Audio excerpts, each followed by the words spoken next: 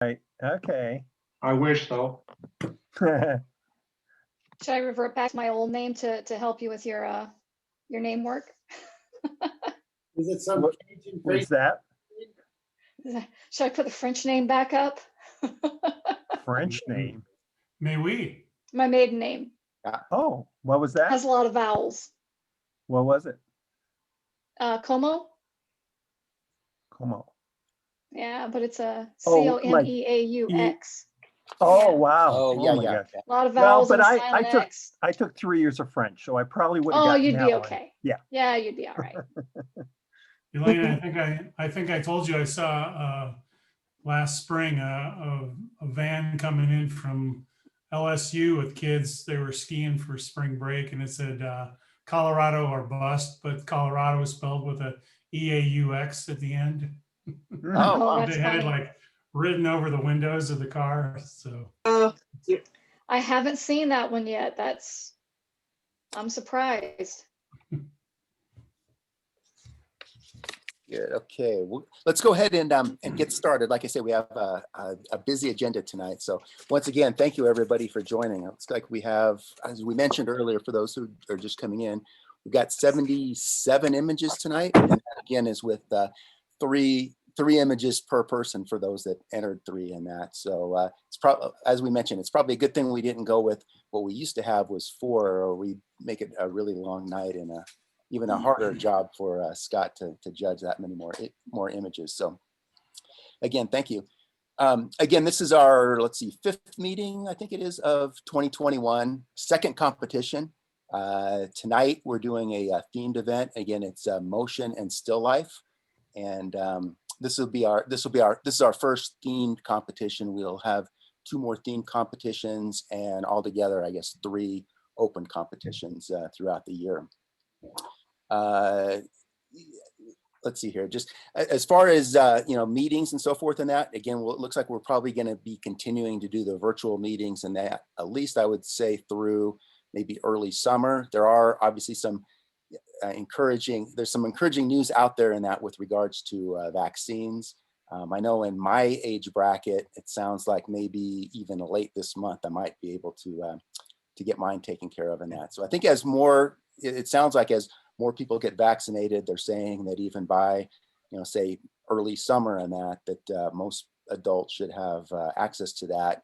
I'm hopeful that we'll be able to do a little bit more meetings in person in that. I think we'll still, again, continue with the Zoom platform here in the meantime. But, hopefully some indoor meetings, maybe during late summer, maybe fall, winter, and so forth. And then also we're talking about doing, as we mentioned before, a couple of outdoor events. I think we're probably coming into a zone here that we should be pretty safe to do that. So we'll keep your eyes open. We'll try and get something out and maybe schedule a couple of, kind of local events outdoors, maybe outdoor photo shoots and that come maybe April, May, and maybe a couple of over the course of the summer and that. So if nothing else, it's always just fun just to get together and see people's faces in person as opposed to on our computer screens. So again, we'll continue to do that and keep your eyes open on, we'll get out messages to the club and that with regards to dates and locations of a couple of the outdoor events coming up. As far as other things that just kind of going through the list of other scheduled events that we have coming. Let's see, the next meeting, March 17th, that's a presentation night. That'll be compositing with Dale Ralph. April 7th, we'll have a exhibition night. I think most people are familiar with this, but for those who are new here tonight, the exhibition nights, you have a chance to submit 4 images. We kind of run through all of those similar to what we do here in these competition nights, but they're just not scored by a judge, but you have your opportunity to describe, how it was that you took the photo, maybe a couple of, comments in terms of your processing and whatever else is important to you, what the photo means to you, and then kind of open it up to others within the group that can weigh in on maybe suggestions that if they see something that they think you could do to maybe improve the composition or improve the processing and so forth. So again, it's a great learning event. I've learned from every one of those exhibition nights that I've attended. So that one will be on April 7th. April 21st, we have another presentation. This one is on Impressionist Photography, and that is with Alice Bender, who's presenting. May 5th is our next competition night, and that one is open, so no themes. You can submit what you like on that one. May 19th, we have Glenn Randall presenting on photographing meteor showers. He's doing that in May, and I believe he has a workshop later in the summer when the Perseid meteor shower goes. So he'll be kind of giving some tips and so forth as to things that he would be demonstrating and having you photograph during his night workshop. And then on June 2nd, we have another one of the exhibition nights. June 16th, we have Joseph Roybal, and he's going to be going over color theory for landscape photography. And let's see, July is when we'll do our scavenger hunt. I don't have the date. Bruce, do you have the date on that one? I don't have that one written down. Yeah, the date right now is the 21st of July.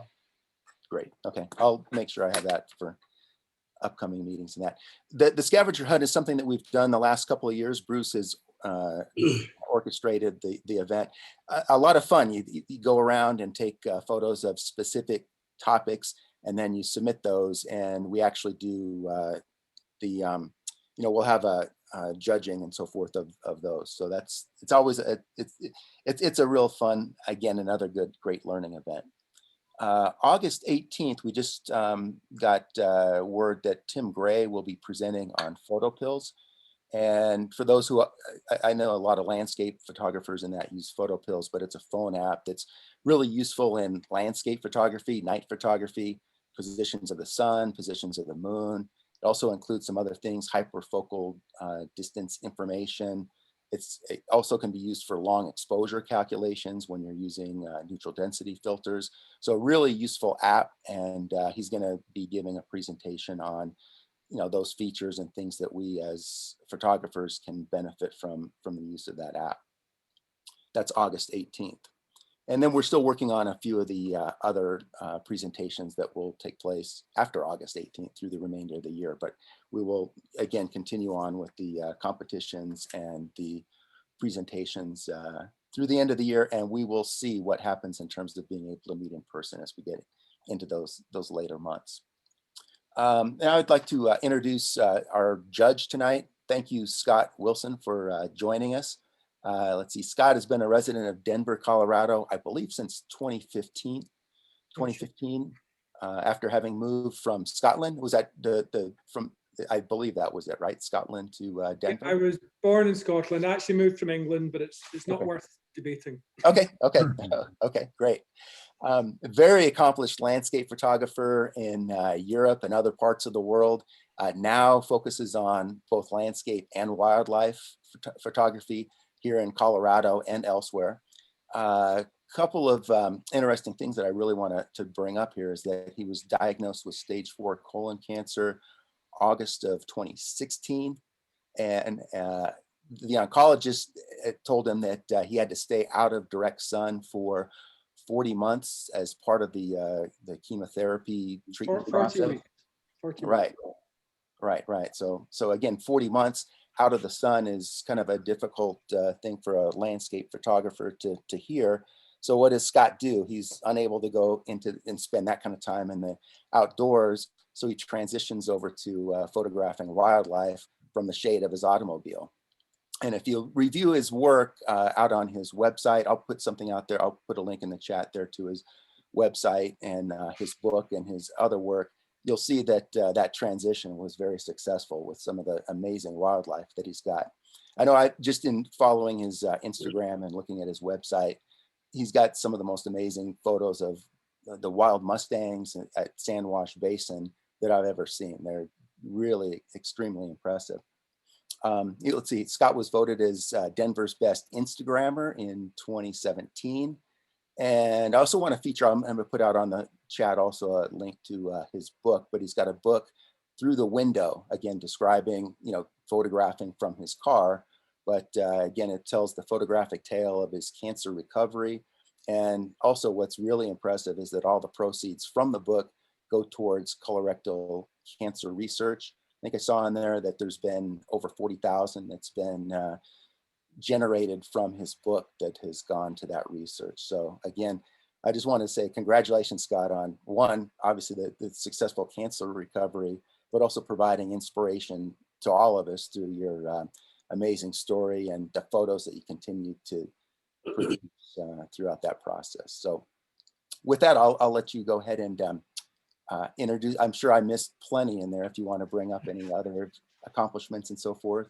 And after that, then we'll go ahead and turn it over to Paul, and we'll get on with tonight's competition program. Sure.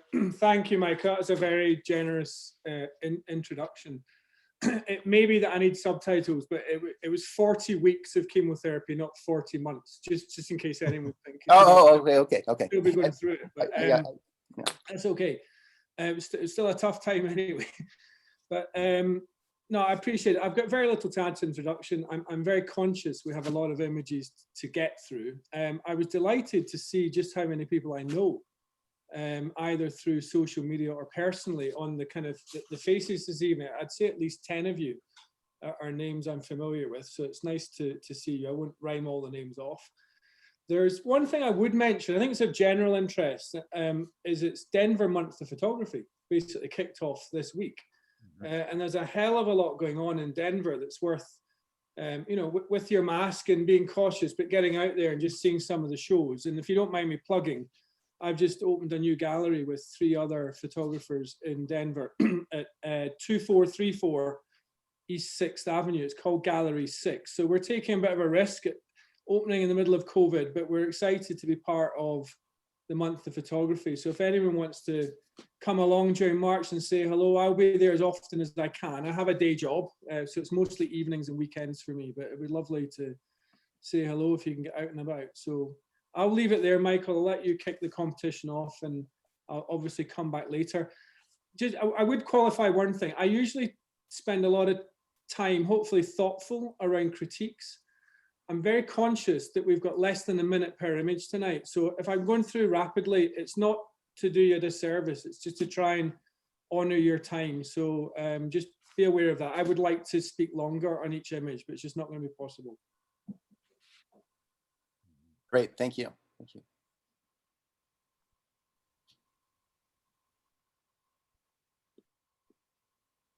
And Paul, with that, we'll go ahead and I think you have the share screen on your computer, right? Yep. Great, thanks.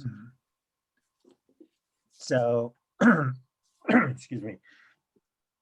So I think almost everybody on here, I might have seen just one new name.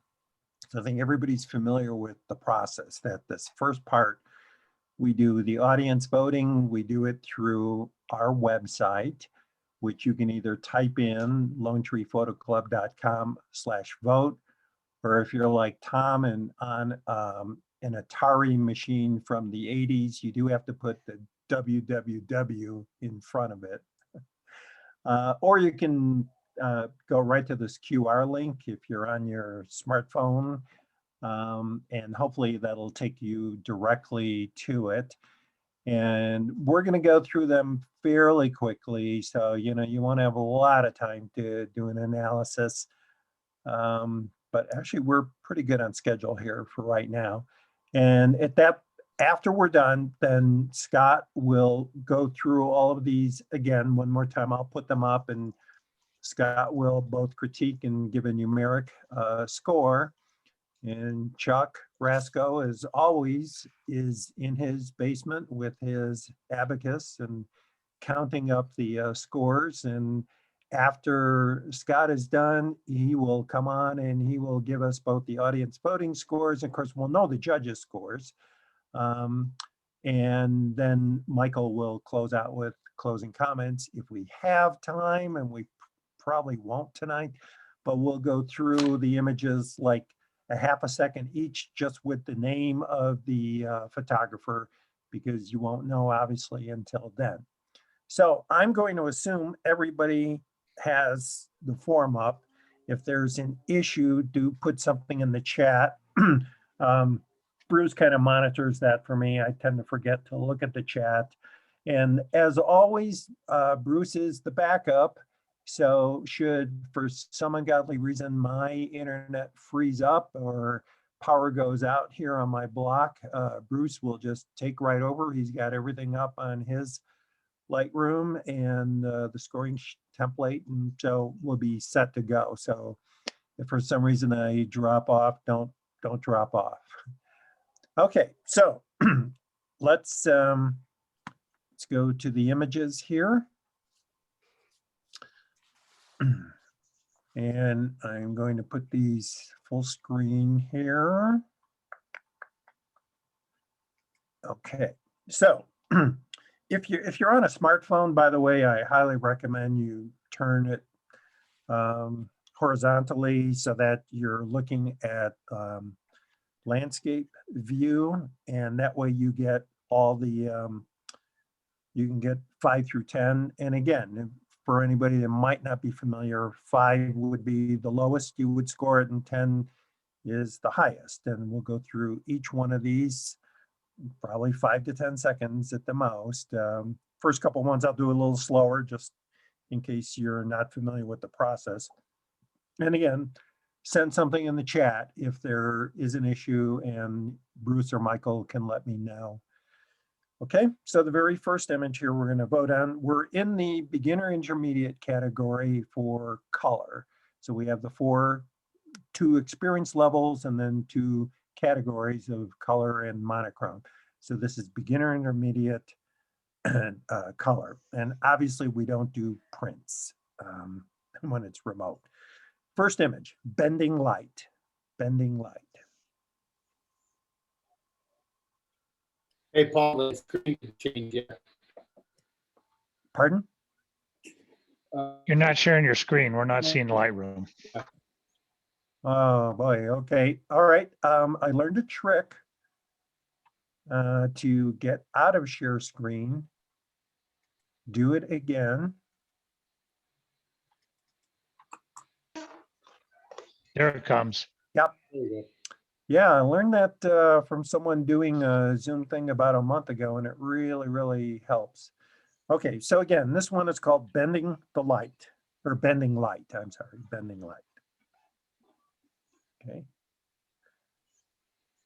Next one is Best Day Ever.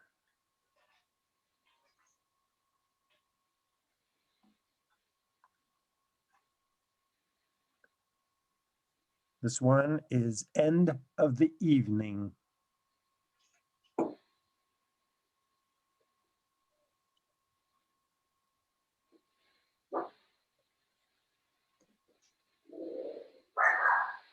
This one is called Hours of Operation.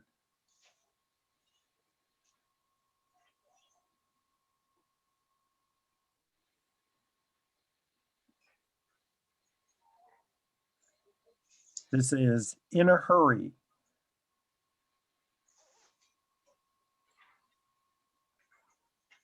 I don't believe that's the right image.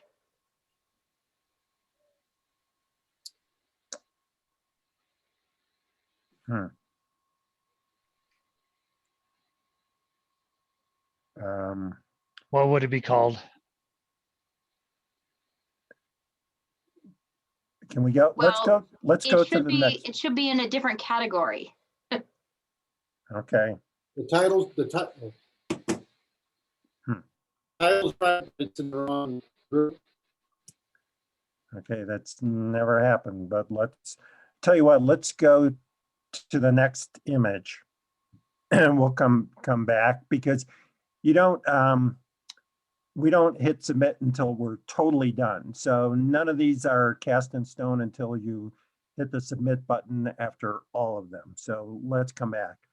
This is called Lariat Show. I'm going to assume this one is correct. It does look like a lariat.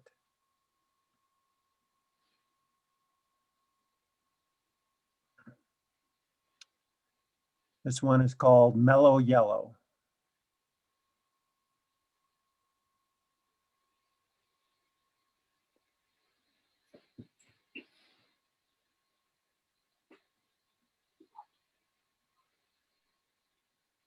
This one is called Moonlit River.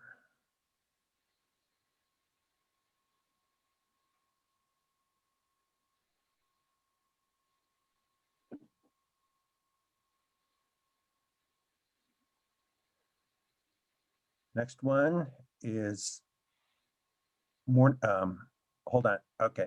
Morning Bliss.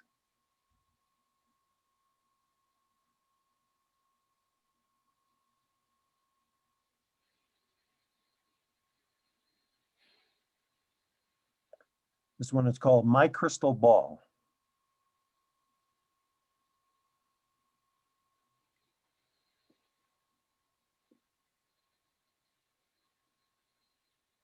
This is Neon Firefly.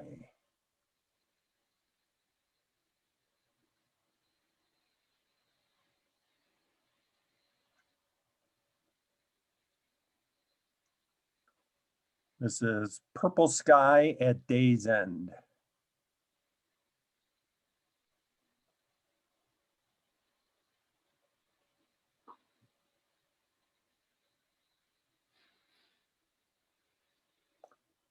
This is called Rounds.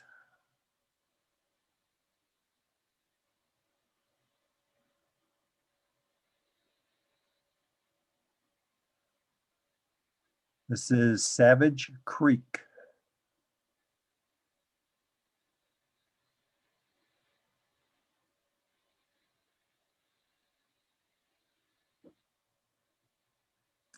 Next is Seeing Through Colored Glass.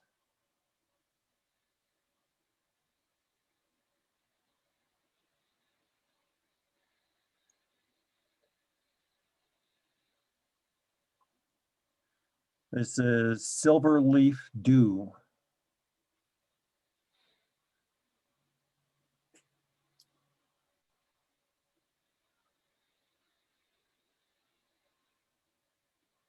This is Through the Maelstrom.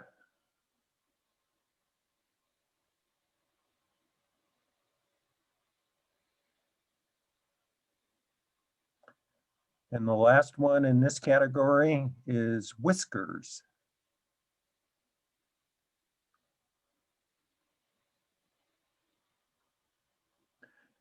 And again, you should see, I should have said before you voted on this last one, you would see some language there in red about that you have to put an answer for each row. And so if you were successful, that goes away.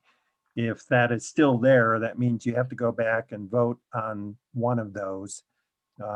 We have the setup that you have to give a response on each one. So again, we'll hold on that one that Corey questioned. We'll come back to it when that, theoretically means I mixed it up with something else. So we'll address it at that time, but let's go now to the advanced color category. And this first image is called Almost There.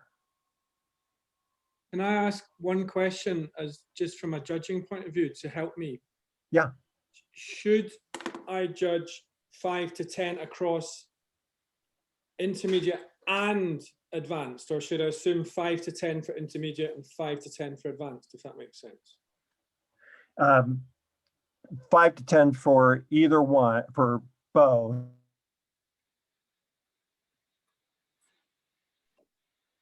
Paul froze up. Look at 5 to 10 for beginner, intermediate differently, but it's still the same.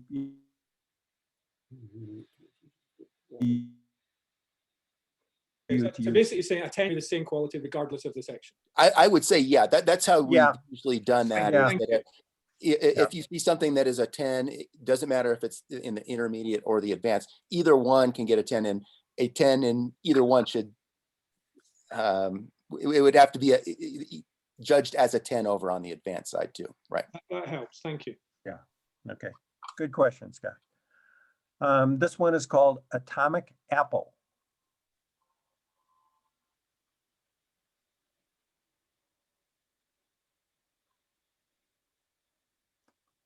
Next is Bandon Storm.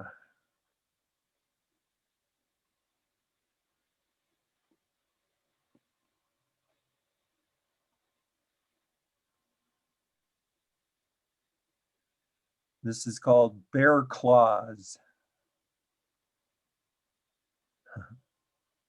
See that?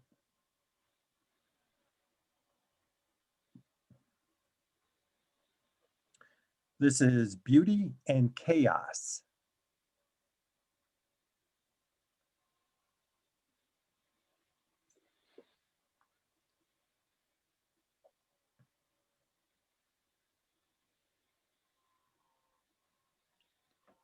This is Blurred Memories.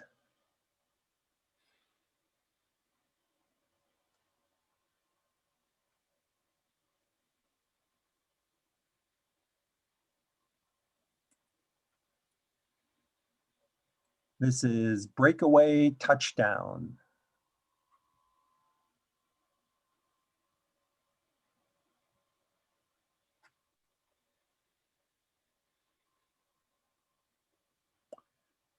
This is Dance Like No One Is Watching.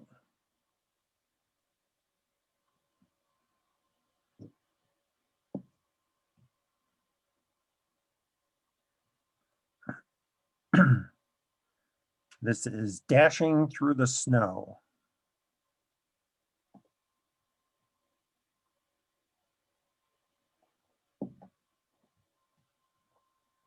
This is Don't Pass Me By.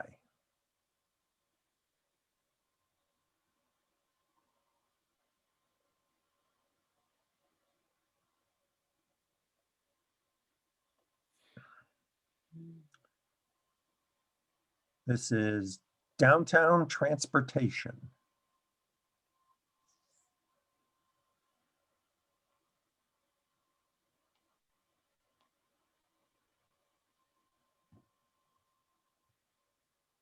This is Empire.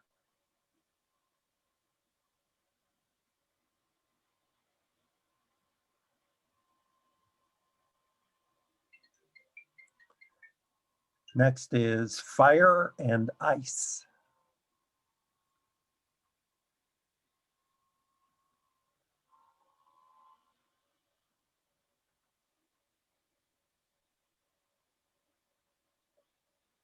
This is Ghost Train.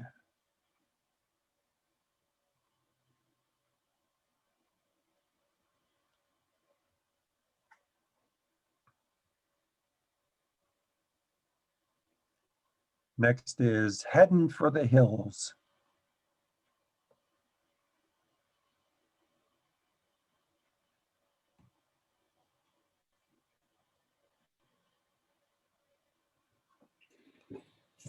This is I Left My Heart in San Francisco.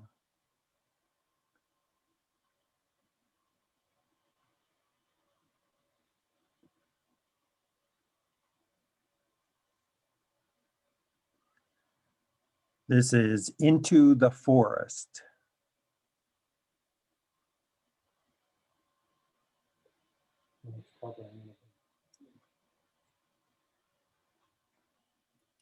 This is Making a Splash.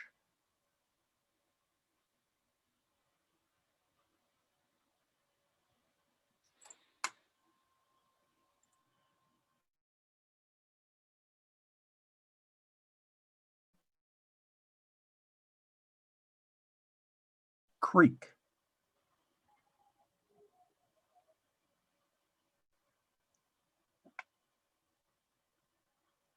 Next is Nature's Ornament.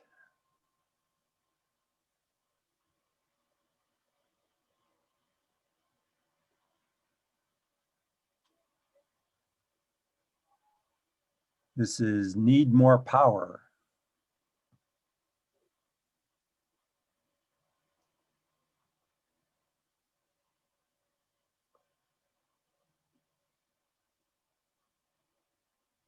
Next is No Room.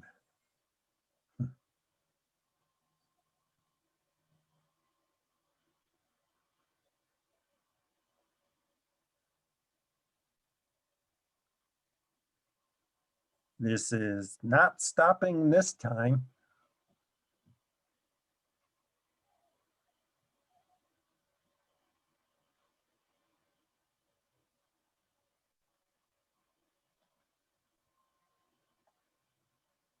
This is reflections of a not so still life. A reflection of a not so still life.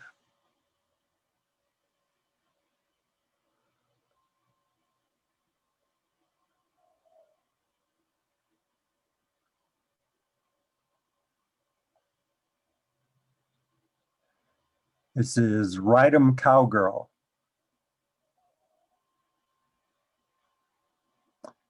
Which, Corey, maybe that was you were thinking of. I think you're right. Yeah. And I have to tell you, I did the same double take. Okay. Next one is Season of Mist.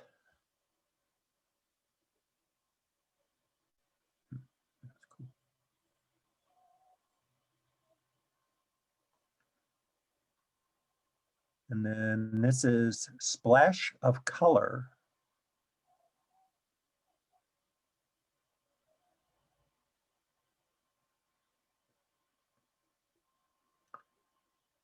Next one is Sweet Sunday Morning.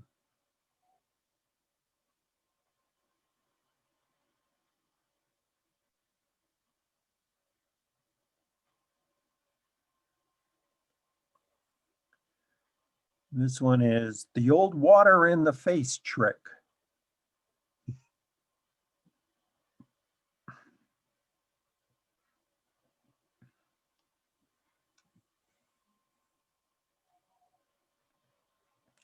Next is Tools of the Trade.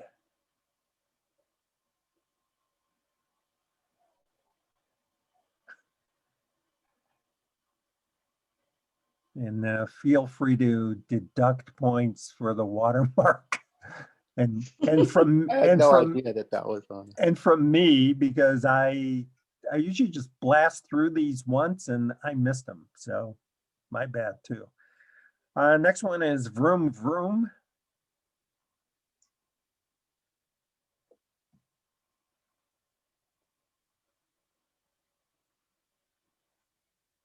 This one is Warp Speed.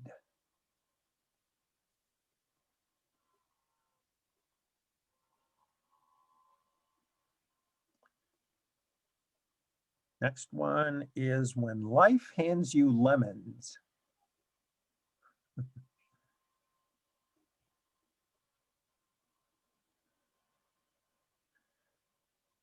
And before you vote on the next one, so this is where you'll see the red beneath it. It says this question requires one response per row.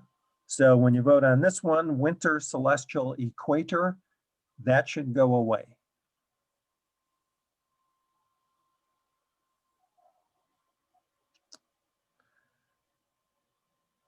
Okay, so now just two more categories left and they're both shorter. So I think we're doing pretty good on time. So we're back to beginner, intermediate, experience level, and this is monochrome. And again, motion or still life. So this one is titled A River Runs Through It.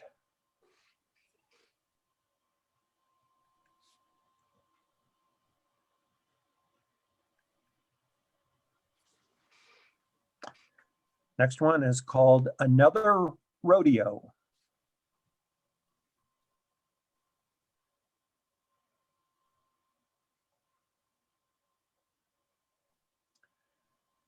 This is Flyby.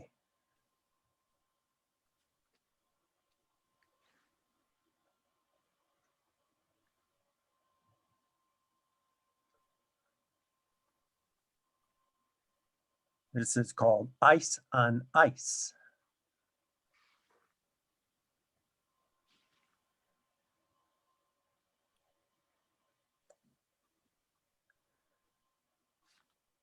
This is Lilies in Black and White.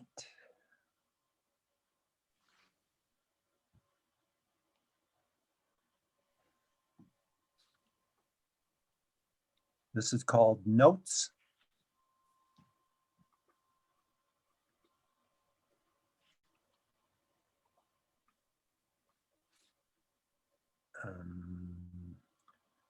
This one is called Retired.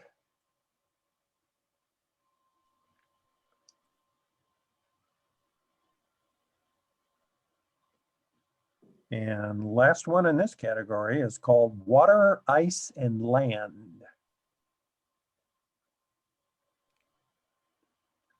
So again, the red should go away if you did them all.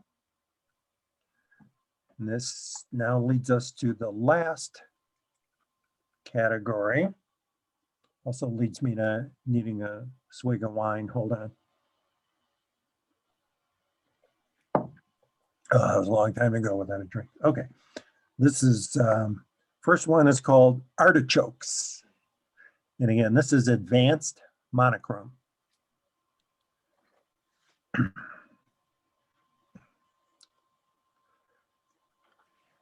This one is called Aspen Trees.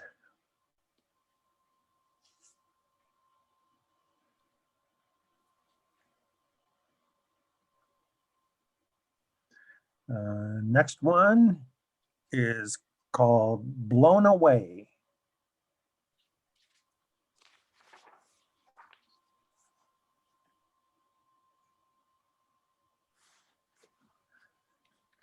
Next image is Brown Palace.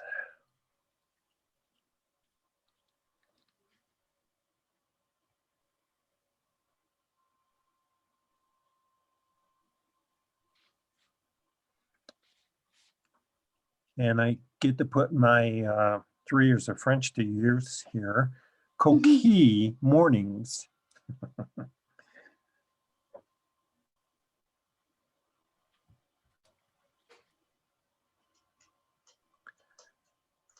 I was hoping it would be a platter of Coquille Saint-Jacques, but that's all right. This one is Free Spirit.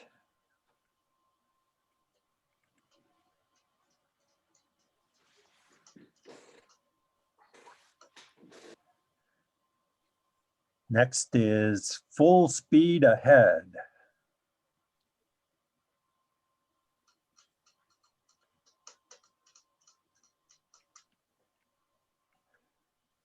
This is Midnight Motion.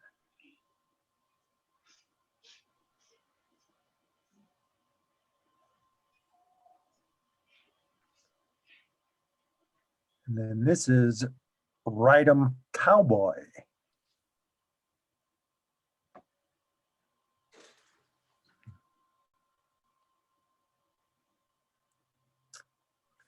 Next is Sculpted by the Wind.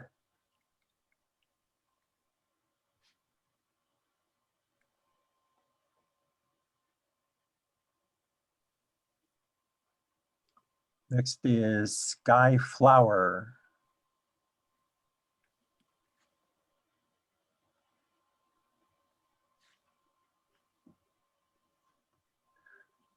Next one is Slow Start.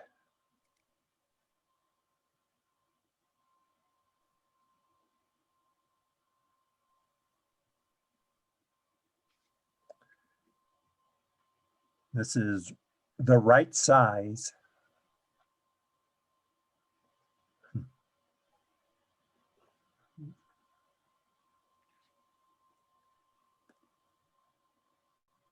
This is Untamed.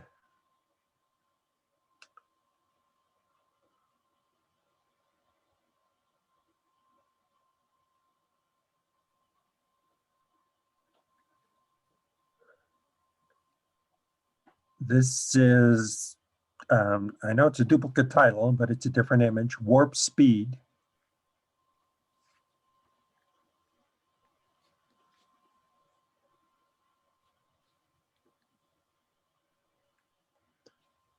Oops. And then we have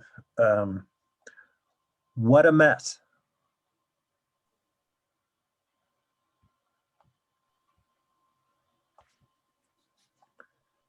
And the last image of the evening for this part is Windblown. Windblown.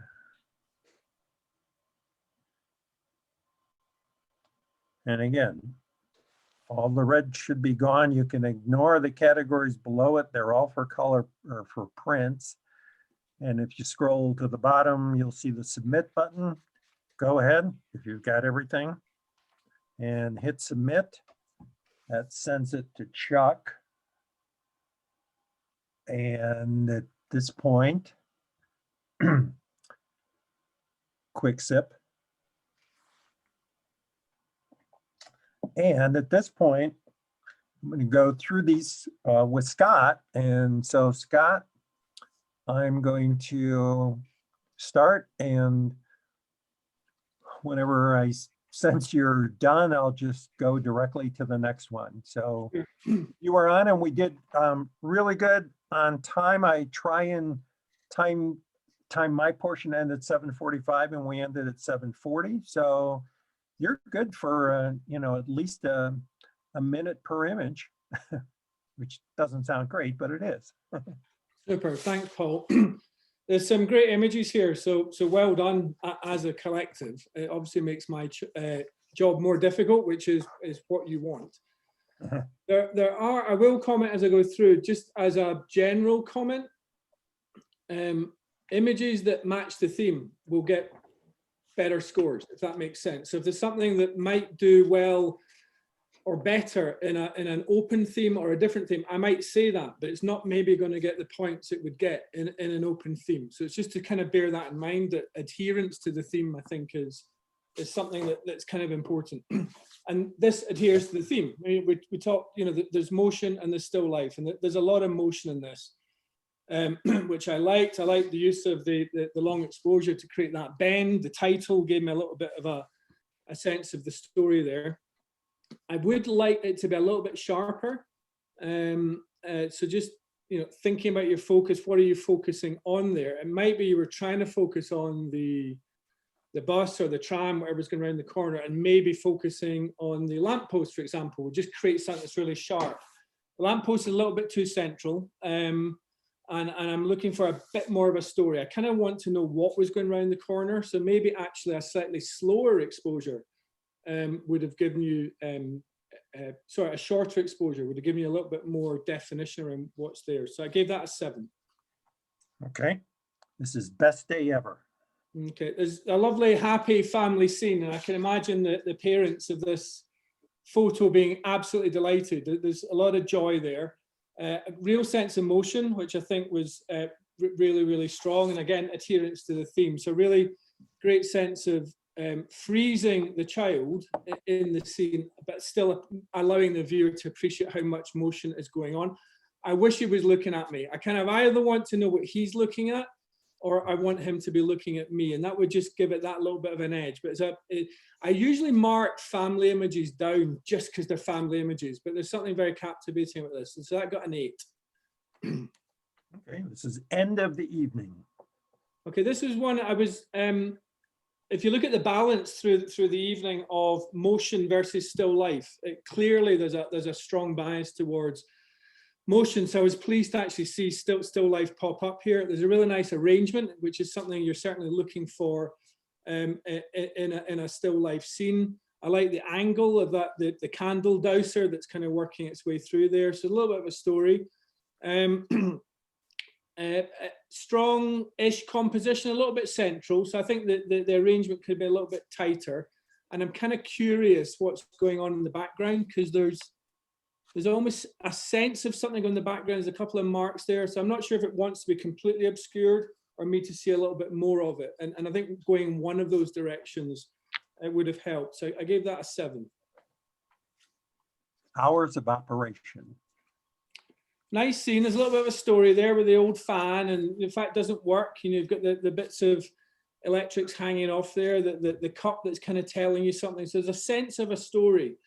Maybe I'm being a little bit unfair here, but in terms of still life, I'm kind of looking for something that's been arranged and almost composed by the author. And I got a sense here that this was stumbled upon, if you like. So it's a scene that was discovered rather than created. So that's a factor in my mind. Notwithstanding, I think there's a nice composition there. There's quite a lot of noise in the image. So again, something to be aware of when you're developing your exposure or in processing, something you could do to soften that a little bit. So I got my scores here. What's this called again?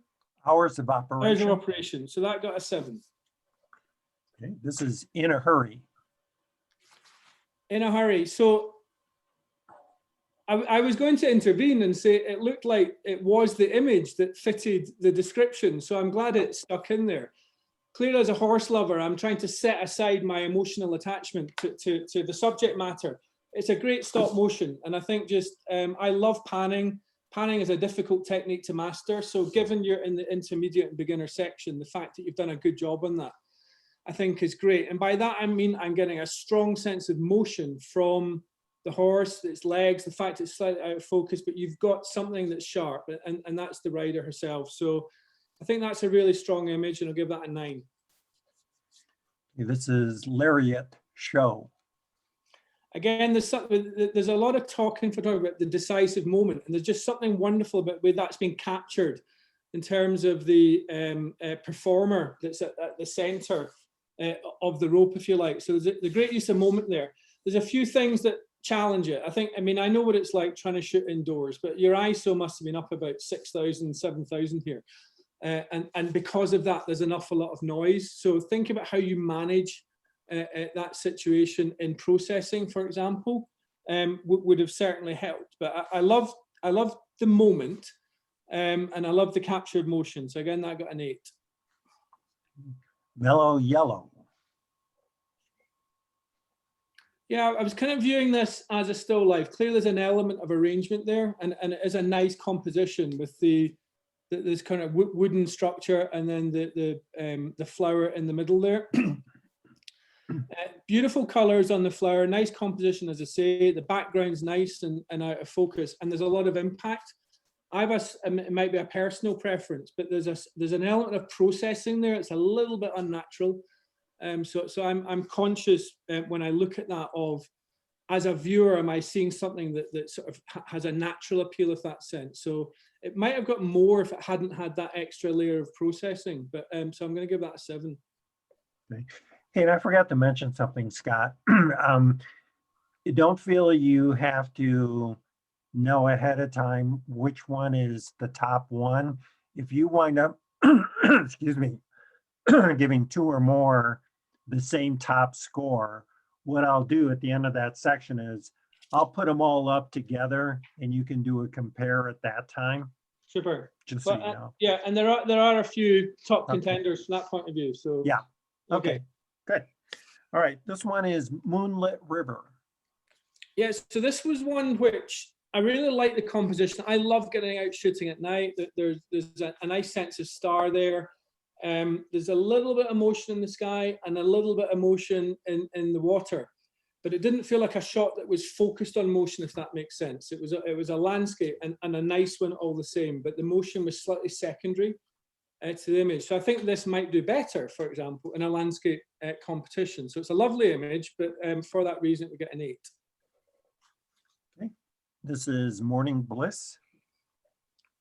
This, by contrast, I think had motion was far more central to the theme. I mean, you can just physically see the water moving in front of you. It's been very well executed from a kind of long exposure point of view. It feels a tiny bit daytime, so if there was a little bit more light or contrast in there, that would help. By that, I don't mean it should be shot at night. I just mean that the light's a little bit flat around the water. It's a lovely execution of the water itself. So I think that's really strong from a thematic point of view, and I'll give that a 9. Okay. This one is My Crystal Ball. I have seen a lot of these shots recently. I know there's another one coming up when people are actually getting soap bubbles and allowing them to freeze in sometimes sub-zero temperatures. So just from a technique point of view, I think it's interesting, and it's very much of now. I think this has been really nicely executed. There's a lot of scope for overblowing this and actually making it blow out from a white's point of view, but that's been really well managed. So I was impressed with that. So just from a kind of execution point of view, I think it's strong. From a theme point of view, it's clearly not motion. I'm sort of wrestling with, is it still life? And I'm going to give it the benefit of the doubt and give that a 9. Did you say 9, Scott? Yeah. Okay. This is Neon Firefly. Yeah, again, I wrestled with this a little bit because I have a belief that it does fit the motion theme.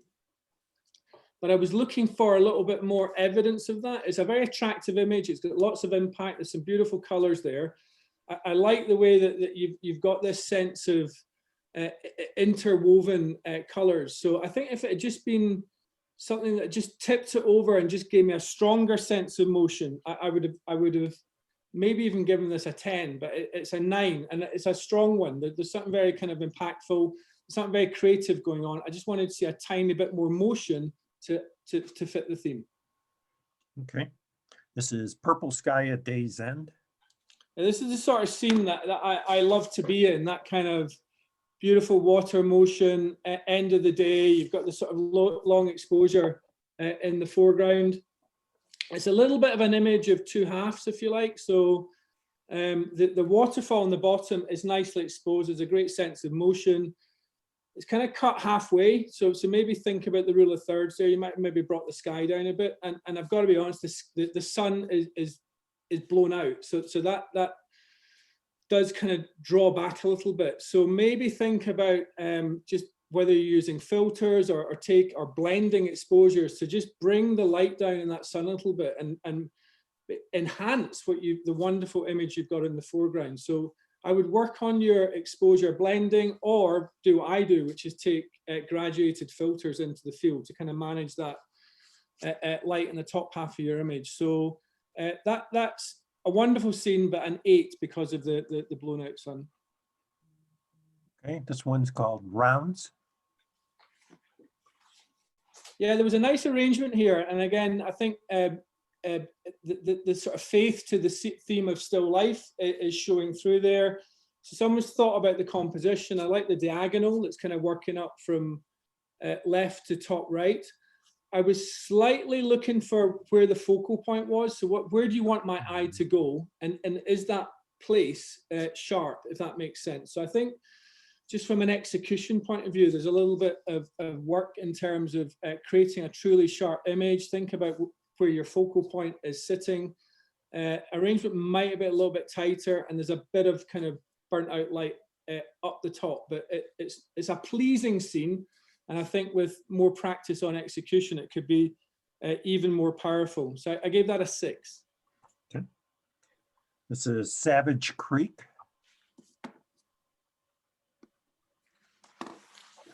Yeah, there's a strong sense of motion here. It's always an interesting choice about the exposure length to take with water. Too long and it's misty that you've lost that sense of motion.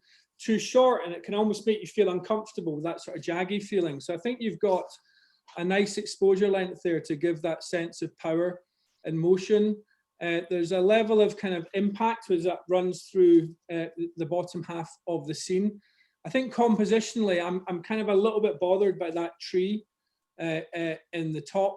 I'd like to see the top of it in the frame. It might be as simple as tipping your camera up a little bit or moving back just to bring it in. So think about the things you're leaving out as much as the things you're putting in. It's a cracking location. I think you could do a lot of great things there. The light was a little bit too daytime as well. So think about maybe an ND filter, if you like, to just give a little bit more richness in that bright midday sun. So I gave that a 7. Okay, this is Seeing Through Colored Glass. There's something very creative here. It certainly had a lot of impact and kind of drew me in, and I was very curious about what's going on. I'm not a fan of mixing color and black and white, but I'm not going to mark it down for that. That's just a personal preference. I think there's a really nice, interesting scene going on here. The motion wasn't that strong, and it's clearly not still life. So I think had there been stronger motion, it would have got a stronger score. But as I say, it's cleverly executed and it's interesting. So just on that alone, I'll give it an 8. Okay. And this is Silver Leaf Dew. Yeah, so this was strong and it just has something beautifully simple. This evocation of nature. The droplets, whether they're natural or you've sprayed them on yourself, I don't mind. They really add to the image, give it a sense of texture. The fact you've got the underside of the leaf contrasting with the top side of the other leaves, again, just gives this wonderful sense of scene. And then you've got that lovely leading line of the leaves and the composition there. So one of the simplest shots in the deck, but I think for that, it's one of the strongest. And I'll give that a 9. This is Through the Maelstrom. This just screams motion, doesn't it? So if you think of the theme, or one of the themes of the evening, this just screams motion. I'd like to see it a tiny bit sharper around the subject. If you get his eyes, he's got panic in his face. So there's a real sense of story there as he's coming down this probably quite dangerous rapid. It's a great sense of story. The blur of the kayak and all that doesn't matter. That just adds to that sense of motion. But I'm just looking at one element to really stand out as being bang in focus, and that would have made it a 10, but it's a 9 otherwise, and one of the strongest images in the deck. Okay. And the last one in the yeah, this really spoke to me from a beauty point of view. Can you hear me? You seem to have frozen, Paul. Whiskers. Can you hear me? Frozen. Yeah, it's frozen. Scott, we can hear Scott. We can hear you, we can hear you. We can hear Scott fine. Paul, yours was just kind of broke up. Oh, okay. So Yep. I saw Paul frozen and assumed I was. So Okay. Okay, I'll crack on then. Hope you can hear me, Paul. Yes, perfectly. Beautiful image. I mean, this could be a painting, couldn't it? Just spoke in terms of texture, color, design, layout. I don't even know how it's done, but it just had a very sort of attractive, appealing feel about it. It looks like there's a precise mirror somewhere down the middle there. It does speak to motion, but it's quite soft motion, but I thought it was very appealing from a thematic point of view, and the colors are beautiful. Border I could live with or without. I'm not sure it's actually enhancing the image. It may be something to consider, is whether it works more strongly without the border, but I don't want that to distract from what's a beautiful image, and I'll give that a 9. Okay, so we will have some comparing to do here. So I will put all I think you had a few 9s. So I'm going to put those up. You had this one. You had this one, My Crystal Ball. You had Neon Firefly, which was, I think, the next one. Yep.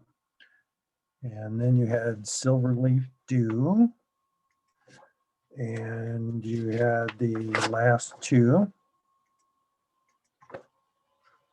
So I will, there. Those are all the ones. If I was going to nudge 2 of those up to a 10, it would be the horse and the, sorry, I should qualify that first. Sorry, they're not 10s because we're still looking at the whole evening. If 2 were getting nudged up ahead of that pack, it would be the horse and the leaf, and of those, just because of the eye that has seen that beautifully simple composition, and either worked out to add water or taken advantage of the beauty of the scene that was in front of them, I'll go for the leaf. Okay, so Silverleaf Dew is the winner in that category. And we will go now to...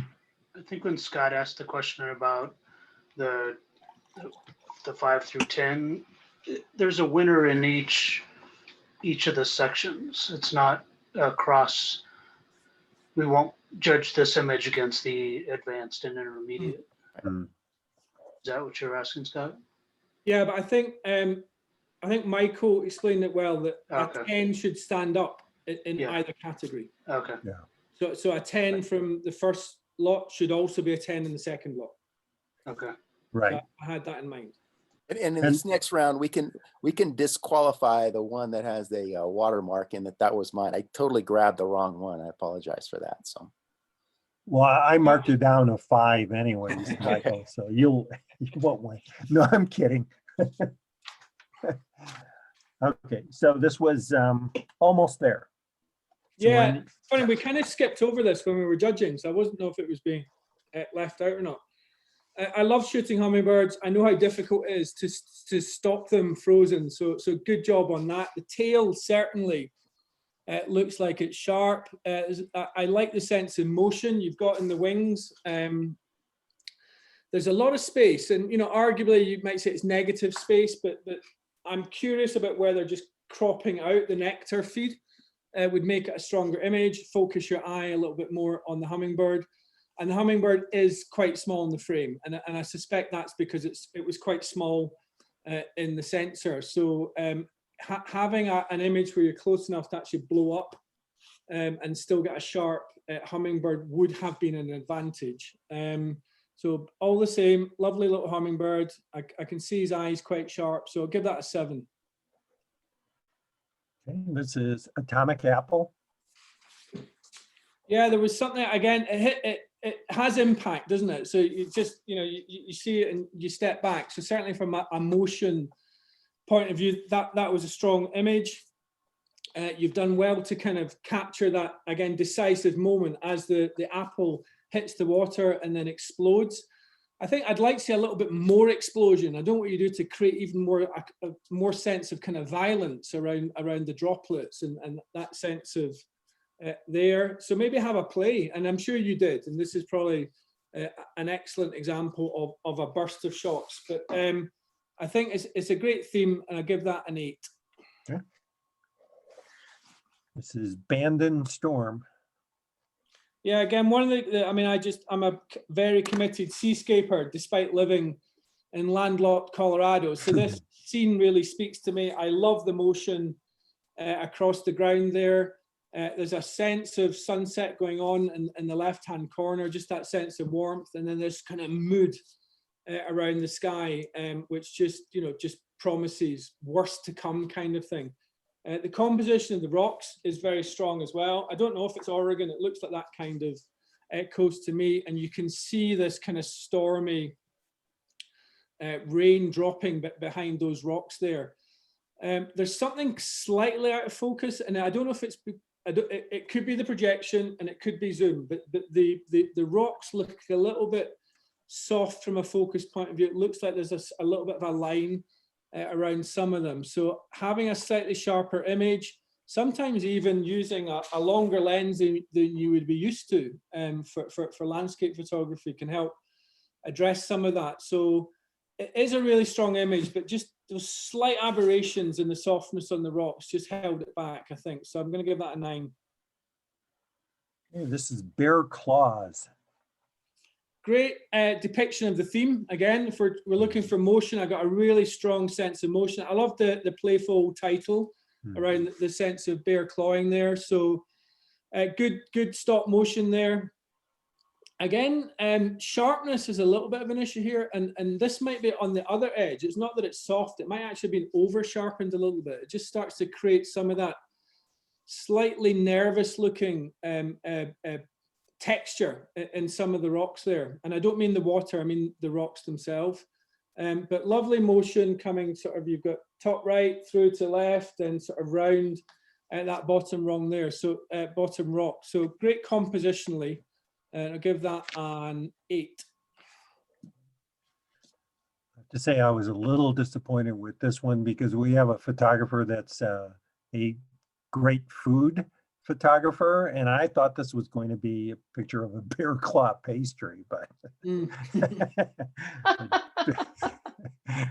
but very clever, very good shot. Beauty and Chaos. It's certainly got impact. So it's quite strong composition. There's a sense of the water being thrown at the model. I think having a little bit of eye contact or her looking a little bit disturbed. She's almost too placid with what's going on. She's got quite a sensual stance around it, and this water's just hit her. So there's almost a lack of reaction there. So The water being that kind of blue purple, I was wrestling with a little bit as well. I think it's been well lit, well executed. It's not easy to capture that water and that kind of frozen moment. So I think I'm looking for a little bit more from a sort of composition, model engagement, and the role of the water in bringing that to life. So I gave that a 6. Blurred memories. Yeah, this was really strong. And I think from a motion point of view, intentional camera movement is something that's quite difficult to convey the intentionality, if that makes sense. And I think you've done that very well. You've taken this kind of old scene and obviously played with the motion in the camera there. There's no natural motion going on.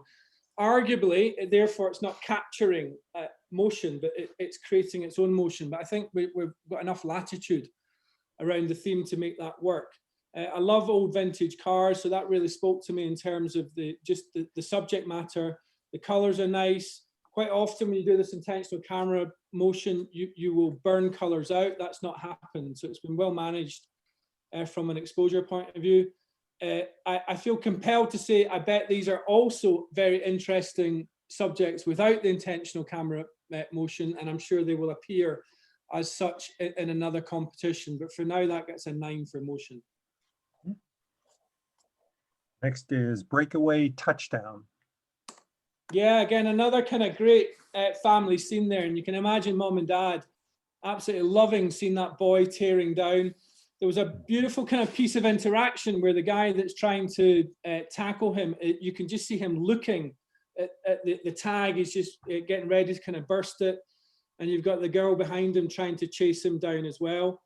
The foot being out at the bottom is kind of a minor thing to be aware of if you can get the full body in the frame. I might have cropped it a little bit because the boys on the left make it look like a training scene rather than a match scene. So just think about that. Am I actually capturing match action, or is there anything I can do to enhance the feeling that it is? But it was a great scene and a strong 8. This is Dance Like No One Is Watching. There's a lot to be said for great titles, and this, I saw the picture and it gave me a great feeling. There was impact, there was color, there was composition. I loved the light on the glass, and then the title came in and it just kind of finished it off in this motion of you imagine the arms dancing. So I think the storytelling power that the title brought to what's already a very powerful image was very, very good.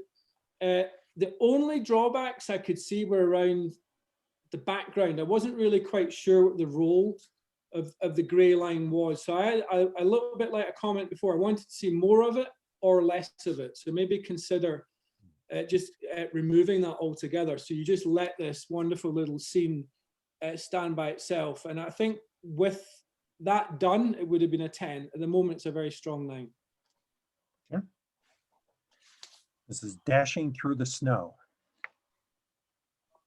I mean, God, hats off to the photographer for, I mean, I assume this is a snow leopard, absolutely beautiful animal. It would be the thrill of any wildlife photographer to be face to face with this animal. I'm assuming it's wild. You would ask for a declaration if it was captive, I assume, yeah? No, we don't. Okay, I'm going to trust that it's wild and judge it as such. If it's captive, then take 3 points off.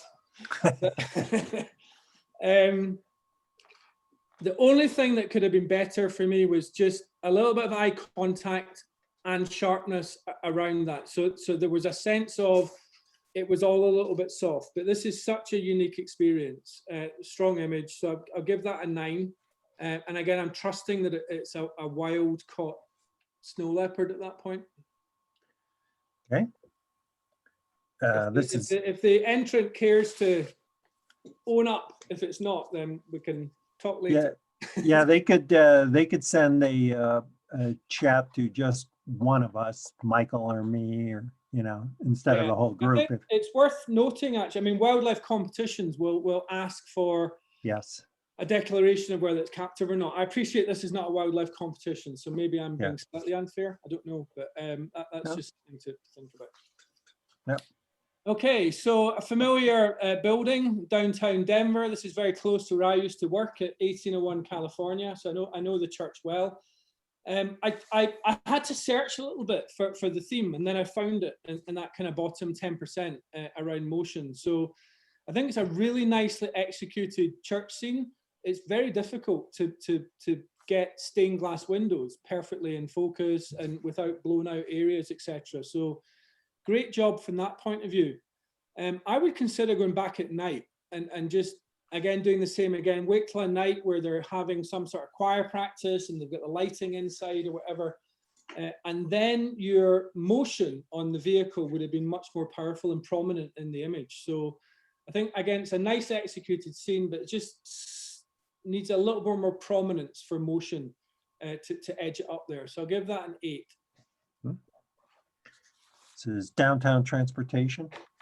Yeah, I love this. And I think, again, this is, when I think motion, this is the kind of scene I was hoping to see this evening. And it's just, I mean, that guy hasn't got a care in the world. He's just breathing along there. There's a perfect sense of contrast between him stopped in the frame and the blur behind him. So great job on the panning. The word jump just speaks out there. The red's a tiny bit oversaturated, but I'm not going to dwell on that too much. But just this really nice sense of panning and motion around it. So very, very well executed. Give that a 9. This is Empire. Yeah, so I think shot from the top of the Rockefeller building in New York, I suspect. I know how challenging it is to try and shoot up there and get elbow room with all the tourists. So good for doing that already. It did bring to mind a comment I made earlier, but are we capturing motion or creating motion? And I think here we're clearly creating motion. So the intentional camera movement is interesting. It's not quite got the prominence that there's a shot later where you've got trees and it just speaks a little bit more compositionally. So I think this is an interesting shot. Honestly, I think it's a better shot when it's frozen. So congratulations on trying to introduce that sense of motion. Maybe waiting for, I mean, there's so many planes around New York or helicopters, something that would add that element of motion around something still might have been a more powerful shot. But I'll give that a 7. Okay. This is Fire and Ice. Yeah, good sports capture there. Lovely sense of action, lots of drama going on. I don't know if it's some kind of organized event, like a almost ski circus type event where there's performance going on. I wanted to be a little bit clearer on what the skier was doing. I don't know if he's going to jump through that hoop. So there was a slight sense of confusion in the scene, albeit there's a powerful sense of motion. He's been stopped or she's been stopped kind of mid tracks there. Some of the lights, it's very difficult to manage at night when you're in a sort of electrically lit environment. You've got darkness behind you and you're kind of managing very bright electric lights and the night. I think part the effort to do that has created a little bit of noise in the image. So composition, I wasn't really sure what was going on. I got a strong sense of emotion. I wanted a little bit more of the storytelling to come through. So I gave that an 8. Ghost Train. Again, from an execution point of view, this is a really strong interpretation of the theme. I don't know if you had this in your portfolio or you've gone out and deliberately shot for the competition tonight. Either way, it's a great depiction of the theme. But I mean, I always advise people to really think about the brief of competitions and try and respond accordingly. So it looks like you've done that. Again, the exposure length to actually create that sense of motion and almost the stop around some of the orange and red lights there is interesting. What would really finish this off is just a person standing there doing absolutely nothing. And then you've got this contrast of a story of someone waiting and the train's moving. So just think about that. It could be yourself. I mean, you could actually, set your tripod up to record yourself in that position, or take a friend and just buy them a beer to be a model. So great execution. That would have made it a 10 really if you'd had that person there, but and otherwise it's a 9. Heading for the hills. Another example of great use of the exposure there to bring the theme to life. I love kind of shooting traffic trails. So you've done a nice job there. It's always difficult to manage the bright headlights coming towards you. And I think you've actually done a reasonable job of managing those highlights down.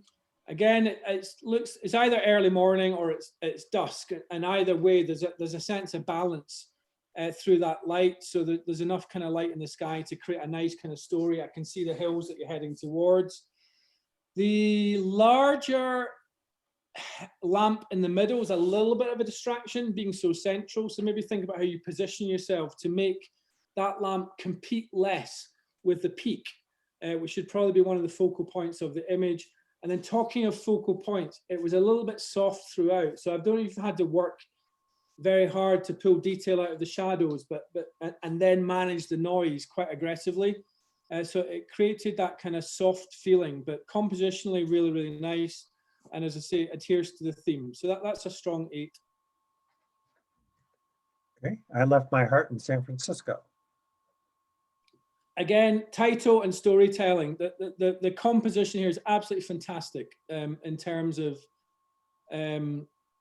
just creating this love heart. I've never seen this scene before. I've seen lots of scenes of San Francisco, so I don't know if it's a well shot or well trodden path, but either way, you've done a great job to actually bring this to life. I'm assuming that that's one exposure with traffic kind of meeting in the middle there with some kind of underpass. So I might be wrong. Again, I said earlier, I'm not a fan of mixing color and black and white. I don't know that it would necessarily have spoiled the image if you kept the top half in black and white, and in color, and it might have told an even more compelling story about the city. But again, adherence to theme, impact, and then execution was really strong. So I'll give that a 9. Okay. This is Into the Forest. Yeah, so this is what I was talking about earlier in terms of intentional camera movement that really creates a sense of composition and richness and something a little bit extra. I'm sure these trees would look absolutely beautiful, frozen, solid, but there is something very painterly, if you like, about how this exposure has been executed and brought to life. The colors just blend beautifully. It's a lovely, I assume, fall scene in Colorado. And even though they're almost difficult to decipher, it's completely clear, to the viewer that these are aspens. So I'm going to give that a 10. Okay. Next one is Making a Splash. Okay, this just, again, impact. This is very much like the snow leopard, an absolute treat to see in real life. It's one of those moments, you've got a tiger running towards you and your hands are probably shaking like, this is the moment, I've got to get this right. So full marks to photographer for freezing that tiger and an absolute kind of blistering the pose.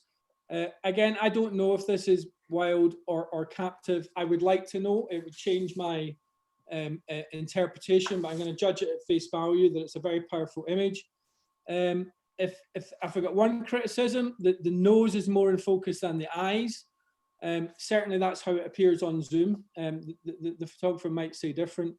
But in terms of motion, the paw, the energy you get from the water, the straight on view of the tiger as it's coming towards the photographer. My wife always said she expected the last shot of my camera to be a lion with an open mouth. So there's a little bit of that kind of going on there as well. So I'm going to give that it's a very strong 9. Next is Marie Creek. Yeah, beautiful scene actually, just very kind of pleasing, kind of relaxing as well. Although there's a lot of motion in the water, it's not that kind of jerky motion. It's very pleasing, relaxing sweep of water as it works its way around that brook or creek. The flowers in the foreground are beautiful enhancement of the scene. They're beautifully exposed. They're very sharp. There's some lovely kind of wild flower colors there. And then just the rocks just sort of popping out and adding to the composition of the scene. There's some wonderful diagonals. If you look up at the top, there's that kind of broken timber that's kind of lying in the water that kind of adds to that sweep going down. So I think that's a lovely scene, and it's the sort of thing you'd expect many people to enjoy having on their walls. It's not a divisive image from that point of view. So again, another very strong 9. Okay. Oops.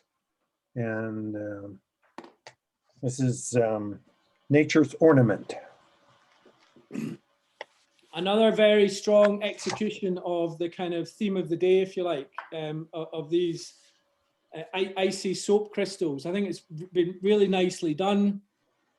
I like the bokeh effect in the background where you've got that kind of out of focus source of light. The blues are really strong coming through. Are they a tiny bit too blue? Possibly. So maybe think about just the sort of saturation level there. I was a little bit torn between the beautiful light and exposure on most of the ball, and then there's just 2 kind of slightly burnt out areas, one in the bottom third at the top, and then one at the top itself. So just think about the exposure. I don't know if that's come from another light source like a flash or a strobe, or it's simple overexposure. So that would have made the difference, I think, again, between a 10 and a 9, but we'll go with a 9. Okay. Need more power. Yeah. He's going to get there. You know he's going to get there. But no, it's a nice scene. Clear sense of motion there. And a nice use of depth of field. So you've got the sort of foreground relatively sharp, and then the kind of reeds in the background. I've chosen the word relatively sharp deliberately. The duck does look like he's a little bit soft there. I like the trail of water behind him that gives a sense of energy and power as he goes through. I would like to see a little bit more of where he's going as well. So maybe just think about stepping back, taking a wider shot. I know it's not always easy. You know, nature happens spontaneously sometimes, but from a composition point of view, it'd been good to see just a little bit more strongly where he's going. So I think on that, I give that an 8, Paul. Okay. This is No Room. Again, this really stuck out from a someone's made the effort to do still life, and I think that, so you almost get credit just for doing that. So it's a beautiful scene. I think the flowers were really nicely exposed. I toyed between, you know, the daisies or oxeyes are drooping a little bit. Do I want them to be a little bit more alive and alert or pert? And possibly I do, but it wasn't a big downer. The roses themselves are beautiful. They still look very fresh and alive. I like the placing of the stem down at the bottom there. So again, from a placing, arrangement, thoughtfulness point of view, someone has created this composition. And I think that's something we need to appreciate when we're assessing still life. So it's really strong from that point of view. Nothing burnt out, just nice use of light and shadow around the vase. It looks like it's sort of a pewter type metal structure. So again, lovely lit. Same observation as the last time though. I'm not quite sure what's going on in the back with that gray line. And I kind of want it in or out. And by in, I mean knowing its purpose, knowing what it's doing there. Otherwise, it's just creating a distraction from what's an otherwise beautiful shot. So we'll give that a 9. Not stopping this time. Okay, another strong depiction of the theme of motion. So congratulations for getting out there, getting a tripod out and creating a really nice exposure length. This is an example of what I was talking about in that very first scene around bending the light. So this is a slightly shorter exposure than that, and therefore you see more of the vehicle. And I think that's quite an interesting thing to play with. Whenever I'm doing long exposures at night, I will do multiple different exposure lengths and then go home and compare and see which is actually telling the story that I want to tell. So I think you've chosen well here. I love the composition with that tall structure on the left there, and that kind of train, I assume it is, bending round there. So it's a really nice, simple story. Arguably, the tower is a little bit central. You know, you might want to put that on a third on either side. So just think about where you're locating yourself to tell a story. But I got a sense of industry and the kind of working train there, taking that round. So that's, if that tower had been in a different position, it'd been a 9, but I'll give it an 8. Okay. This is Reflections of a Not So Still Life. Love this. Again, really strong depiction of the theme. And I want to call your attention to it might even be the same photographer, I don't know, but just call your attention to the background, the fact that it is absent of distraction. So either let me see the background or take it out. And you've done a great job here of completely isolating the subject. It's a beautiful scene, the texture and the colors and the richness. I'm not a flower expert, so I can't name it, but of those flowers, it's wonderful. You've got those petals just lying there. Again, someone has carefully positioned those thoughtfully from a composition point of view. The vase, despite being glass and having light on it, is beautifully exposed as well. So that's one of our 10s. Next is Ride 'em Cowgirl.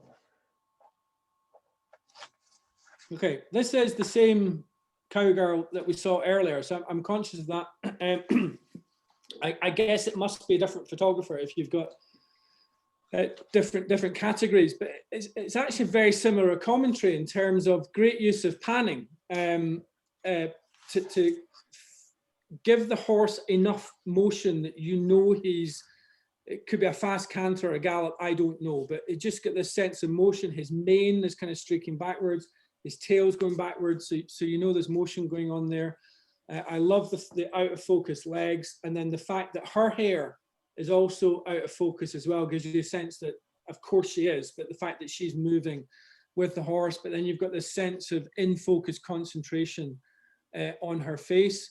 If you think of the comment on the duck earlier, I can kind of see her intent of where she's going. I've got enough in front of the horse to see the space that it's moving into and the direction that she's traveling at. So again, that just gives me a sense of composition from that point of view. It didn't have quite the same impact as the first horse. It's as well executed, but in terms of a composition, that kind of flat on just gave me an even more powerful sense of motion. So given where the category we're in, I'll give that an 8. So Season of Mist. Beautiful scene. I love the exposure on the water. It's just got this gentle kind of trickle and flow down there. It's actually quite hard to make. There's not a lot of water there, and the photographer's done a great job to actually give presence and prominence to the water and bring that to life. So congratulations for doing that when you don't have a kind of raging torrent to play with. The interplay with those fall leaves is just beautiful. Again, this is a very painterly subject. You can imagine having popular appeal in the sense that people would want to hang this on their wall. And I think just, does it have that kind of universal appeal is important. So it's a lovely sense of motion, the greens, the oranges, you so often see these oversaturated, but again, these have been very tastefully reproduced. So I think that's a lovely image. I'll give that a 10. Okay. It's a Splash of Color. Yeah, it's another really strong image.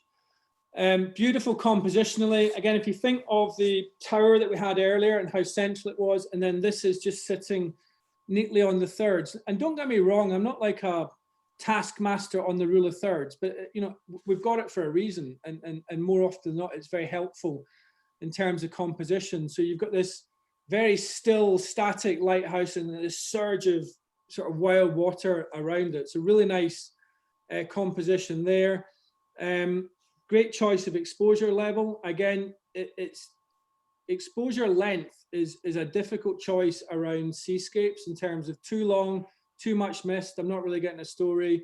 Too short, it's too jerky, you're making me feel uncomfortable. So you've actually created a really nice sense of wildness without taking it too far. It's a very soft sky. I think a dramatic, moody sky would probably have pleased you no end on that particular trip. But either way, you've got a nice sense of motion in the clouds as well from the exposure length. So we'll give that a 9. Sweet Sunday morning. Yeah, this is just screams story. And I think it's one of the things I always look for in images is what's the story you're trying to tell. But I've just got this beautiful sense of, you know, the cake, the crossword, the tea with set for 2 people, the napkin. So it's just this beautifully evocative scene that's been brilliantly brought to life. Again, we're just seeing a cut into that scene. It's a slice of the scene, but there's been some very thoughtful compositioning there from that point of view. Beautifully executed from a sharpness point of view. I love the depth of field where the cut and the crossword are saying enough, but they're not taking away from that one. Is it a Danish pastry or whatever it is in the foreground? So that was probably the strongest composition tonight. So we'll give that a 10. This is the old water in the face trick. I know just how hard these little guys are to catch in motion, to catch 2 of them at the same time. They move around like bullets. So full credit to the photographer for actually, you know, being able to pan or keep up with the mergansers to make that happen. So it's a very good nature shot. Another thing I'm very aware of is how difficult it is to manage light on mergansers because their whites are unbelievably white. And unless you get them at kind of very early dawn light, it's going to create a challenge. There's a little bit of that challenge on the chest of the merganser in the front there. It's not a massive distraction, but just something to be aware of. If you can fix that even more in post, that would be great. It's a great scene. I can see where the merganser is going. And you've got the sort of thief ready to sort of catch him in the background. So great work. Give that a 9. Okay. This is Tools of the Trade. This is very, very close to the feeling I had when I saw the Danish pastry and the coffee scene. It's a very thoughtful composition. Someone's really thought about the story they're trying to tell. You've got this sense of craft and trade coming through there. I think it's a fishing rod. I don't need to know if that's true or not. Yeah, no, it is a fishing rod, isn't it? And just this lovely sense of artisan craftsmanship coming to life there. Again, beautifully exposed. There's nothing there's nothing too bright there. Lovely rich colors. Something a little bit tighter, I think. I don't know how you do it, but there's quite a lot of space at that top left. The kind of V down at the bottom there. If you think of the tightness that the coffee and cake scene had, if you can get that kind of tightness here, I think this would have elevated that again. But I'll give this a 9. Were you joking about taking points off for the? I was joking. Yeah. I mean, okay. Yeah. obviously, we know who it is, but you know that we've all done that, or yeah, some of us have done that. Okay. So I haven't taken off. Okay. Good. Okay. Good. Next one is Vroom Vroom. Yeah. Great. Sorry, I just saw the chat pop up there. Great stop motion again. Looks like a Ferrari. A little bit like the rider on the horse, where you've got this wonderful kind of slightly out of focus sense of the car, and then you've got this perfect in focus. I think the passenger might be the one that's in focus. But either way, there's this sense of kind of joy. The driver looks a little bit more nervous. He's biting his bottom lip. The very fact that I can see that when they're probably going at 100 miles an hour tells you a lot about the quality of the panning there. I love the fact that you've got the background completely out of focus there as well. So great choice of shutter speed, really nicely executed, no burnt out areas. It looks like there's a bunch of grasses in the front that have slightly kind of just obscured things a little bit. They've gone mostly out of focus because of the speed you're going at, but again, could you have been higher? Could you have been around those? So that might have made a difference. And then a slightly wider scene. It's quite compact on the vehicle. So just knowing where he's come from and certainly knowing where he's going would have elevated this scene. But from a adherence to the theme point of view, it's one of the strongest images. So I'll give that a 9. I did want to make one comment though. Vroom Vroom didn't speak to me. So it was just Vroom Vroom. This image is more rich than the title, if that makes sense. So think about a title that would really speak to what this image is doing. What would you what do you think you would have thought about for a title? Something that So just speaks about power, speed, quality. Vroom Vroom felt a little bit more like a toy car than a adult supercar. Mhm. Okay, thanks. Not mine, but I was curious. Warp speed. Okay, this is, as far as motion, this just screams motion. Incredibly powerful image. It looks like Trenitalia, so it's been shot on the continent of Europe. But the way that image is coming out of the tunnel, I'm assuming it's one exposure and not, you know, a composite of images. Either way, it's incredibly powerful. It just screams motion.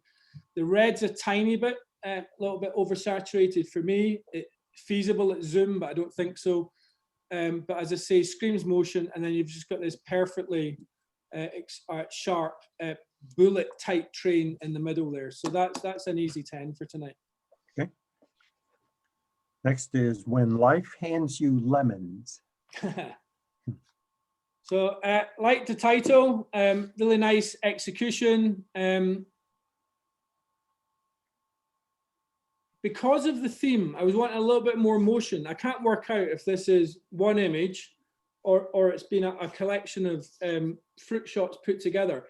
But saying a little bit more from a motion point of view, rather than freezing it completely, might have been something to think about. But from an exposure point of view, it's really, really bang on. The colors are beautiful. The fruit's really, really sharp.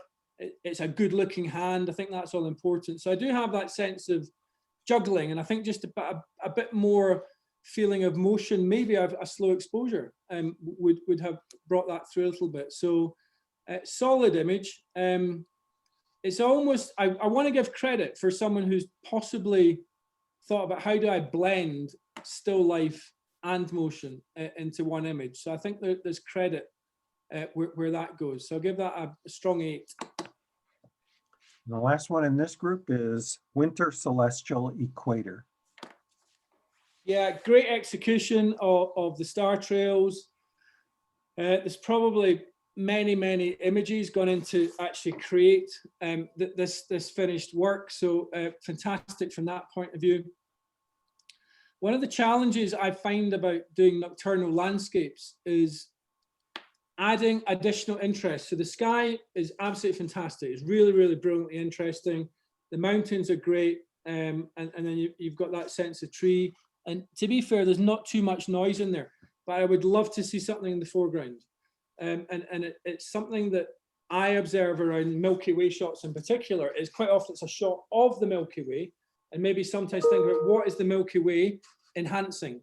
And I would apply that same logic here. So really, really well executed sky, but what is that sky enhancing from a total scene point of view, rather than just being the scene itself? So I'll give it a 9 from execution, but think about the story you're trying to tell as well. Okay, so you did 4 10s there. Mm-hmm.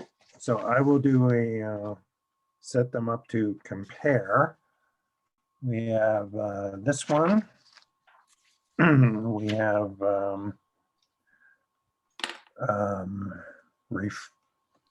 let me see here. Where was reflections? Yeah, the orange flowers. Yeah. Season of Mist. And 5 of them. Sweet Sunday Morning. Mm-hmm. And Warp Speed. So let's put those up. I'll take some of the screen away. Oops, I'm sorry. There. It's actually really tough. They're 5 very strong images. It would be easier if I was able to choose top motion and top still life, but I know that's not what you want. I think from a impact point of view, I'm going to go with the bullet train. And then just from the power and the thoughtfulness of the composition, I'm going to go with the Danish pastry, but then I need to choose one of those. And Right. I think I can X these out and we can put these side by side. There you go. Yeah. So I remember being judged myself many occasions, and a judge said once, and I thought it was a very sage comment, was there comes a point where you've got two images in front of you that are sort of equal, and you just have to make a subjective choice at some point. I'm also going to support that. So the Danish pastries is executionally perfect, that there are no flaws, and the bullet train has a minor flaw, I think, around some of the burnt out white and the saturation point. So they're both really strong 10s, but just because of the sort of slightly less flaw part, I'll go with the Danish pastry. Still life. Okay, that was Sweet Sunday Morning. All right, we're down okay? to the last two, and these are the shortest categories, so we're okay. Okay. So this is beginner intermediate monochrome. This is A River Runs Through It. Okay. Great scene. You're very lucky to be in a location like that. I assume it's Colorado. Nice choice of black and white. I love the river running through there. There's a nice sense of motion and exposure in the water. There's been some highlight management going on in processing. It's just to be aware that it does show itself, if you like. So there are some clearly burnt out areas of snow, and then the snow in the mountain at the back is actually almost managed back too much. That needs to be a little bit whiter, strangely. And think about your positioning as well. So that rock in the middle is a little bit central. So maybe how could I maneuver myself, even if it's standing in the water, to actually create an image that really does have the water running through it. So I think you've got great opportunities here. A little bit of a similar comment as earlier about some of the trees just popping through the top there. So think about these tiny little details, because they're just distractions. But that's a great composition in the making, just with a little bit further work. So give that a 7. Okay. This is Another Rodeo. There's a lot to be said for the storytelling power again of this shot. It's very simple. You kind of feel that the cowboy or cowgirls kind of come home and just taking their boots off of a hard day riding and showing, and so there's story power there as well, which is really nice. I quite like the choice of sepia as a color scheme there. It evokes history and years gone by, which is powerful. There's a lot of noise in the image. At least there is at my end, so be aware of that. But I think its storytelling power kind of overcomes the sort of technical challenges for now. So I'll give that an 8. This is Flyby. Yeah, great example of motion. And again, you've done a great job to stop that plane as it's right in front of you, which is one of the most challenging things when you're panning, is to actually get something dead as it's going by you, keeping up with it. I think it's a good choice of black and white, because there's clearly a bright sky there to deal with. I assume it was kind of a flat day with a bright sky there. So argue it's a little bit distracting from that point of view because it's so white. I'd love to be able to see the plane a tiny bit sharper and sort of get a sense of the pilot. At the moment, I'm not sure if it's a pilotless plane. So being able to see a head pop through there would have really helped. But as I say, adherence to theme is very strong, and we'll give that an 8. Okay. This is Ice on Ice. I had to look at this for a while to kind of work out what was going on. It's kind of interesting the way, I wasn't sure if it was diamonds, but I assume it is actually ice. But I think the fact I'm a little bit confused is telling in itself. So we'll come back to that. There's a lovely sense of use of lines. I really like the implement that has that kind of sweeping line. It's picked up the piece of ice there, sort of popping out the top. So it's a nice sense of shape and composition. maybe a more shallow depth of field would just created a little bit more isolation around the subject. And because I had to work it out, I was a little bit confused from that point of view. I think the choice of black and white is attractive here, and that's helped. So just having a stronger sense of what we're actually looking at from a depth of field point of view, I think would have helped nudge this up, but we'll give it a good 8. Okay, lilies in black and white. Again, really nice adherence to the still life theme. Nice choice of black and white again. I'm sure these would have looked beautiful in color too. The flowers are absolutely isolated from the background, so it's very clear what we're looking at. There's a nice sense of composition.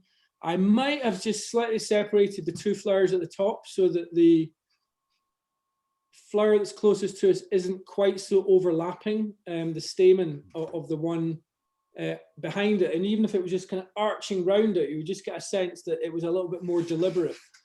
So maybe think about those tiny little details when you're actually composing. You have the luxury in still life of arranging things exactly to your desire. I'm curious why the vase has been chopped. So it makes me wonder as the viewer, you know, what was wrong with the rest of the vase? Why is it not in the scene? So that kind of was on my mind. But essentially, it's a nice, strong, impactful still life. So we'll give that a strong 8. Okay.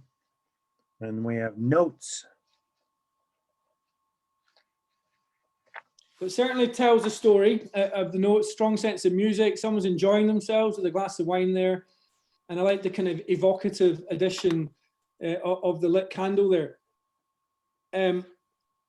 Nice kind of sense of lines. If you look at the paper kind of coming through there and meeting the scene. Maybe it'd work a little bit more on the actual arrangement there. So, you know, just the glass and the stem of the guitar and the candle, maybe just a little bit too tight. So think about how you arrange them. Maybe put the glass behind the guitar so the guitar is a little bit more prominent.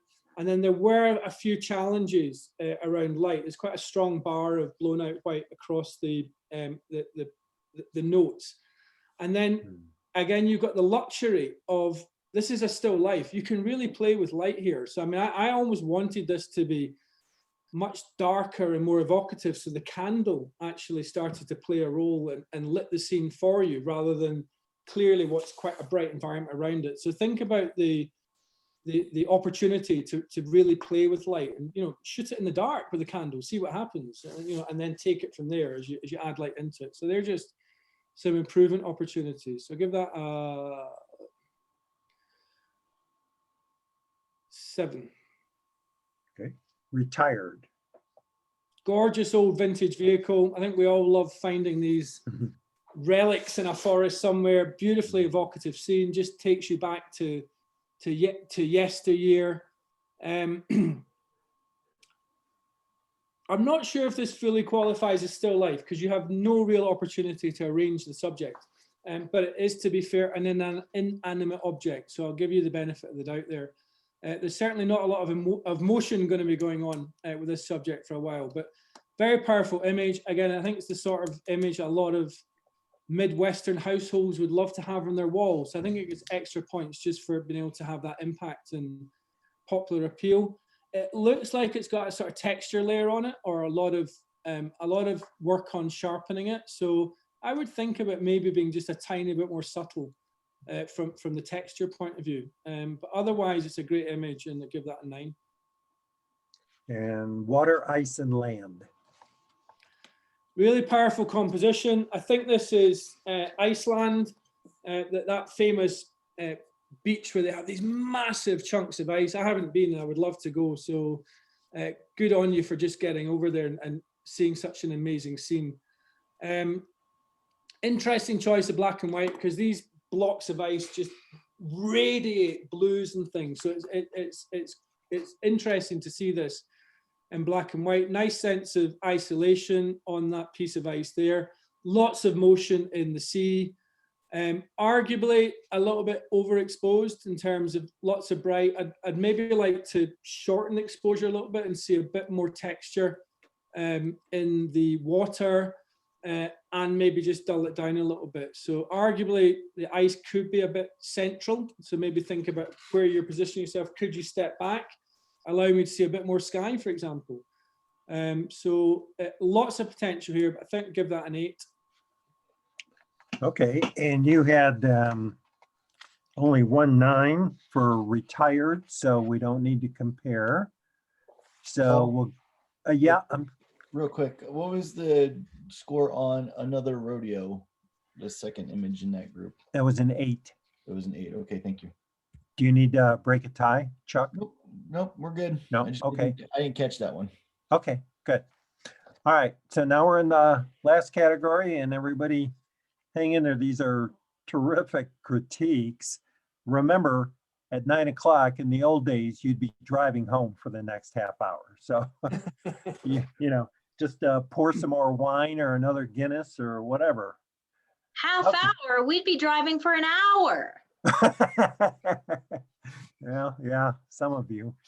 Okay, so the last category is advanced monochrome, and the first image is artichokes. Okay, and I think this is advanced. It's a very powerful image. It's just so simple. There's a beautiful use of light and shade. I know it's black and white section anyway, but I like the choice of black and white. It looks like there's a slight, maybe duotone kind of, there's a little bit of blue in the light. That might be my screen, but either way, it's a beautiful monochromatic image. I'm in a French farmhouse looking at artichokes, and it just brings that story to life of someone, you could just imagine the chef off in the corner preparing the other vegetables and then coming over with a big chopping knife to go for these. So beautifully executed image, and one of the strongest tonight. So we'll give that a 10. Very good. And that photographer did not use a watermark, so congrats. He knows who that is. Okay, this is Aspen Trees. See, as I have more wine, I get more sarcastic. So I'm on water now. So. Oh, okay, I should do that. Yeah, another example of intentional camera movement. I think it's a great genre to play with. Without the title, I would be wondering what this is, for example. So I think it's a strong kind of abstract image. There's definitely a strong sense of motion there, which is clearly evocative of the scene. I hate to say it in a motion category, but I'd almost like to see a little bit less motion and a little bit less light to just allow me to know what has been abstracted. And maybe that's the landscape photographer in me, but there's a lot of white to contend with. So strong on motion, strong on impact. So we'll give that a good 8, Paul. Okay. This is Blown Away. Yeah, it's a strong image. Works really well in black and white. Lots of good light there. I couldn't work out if motion was the subject or it was kind of a bonus feature, if that makes sense. So what was it the reason for the shot? And I suspect it wasn't. So from that point of view, thematically, the motion wasn't kind of coming through quite as strongly. It's a really nicely executed shot of a model. I think the black and white manages really well.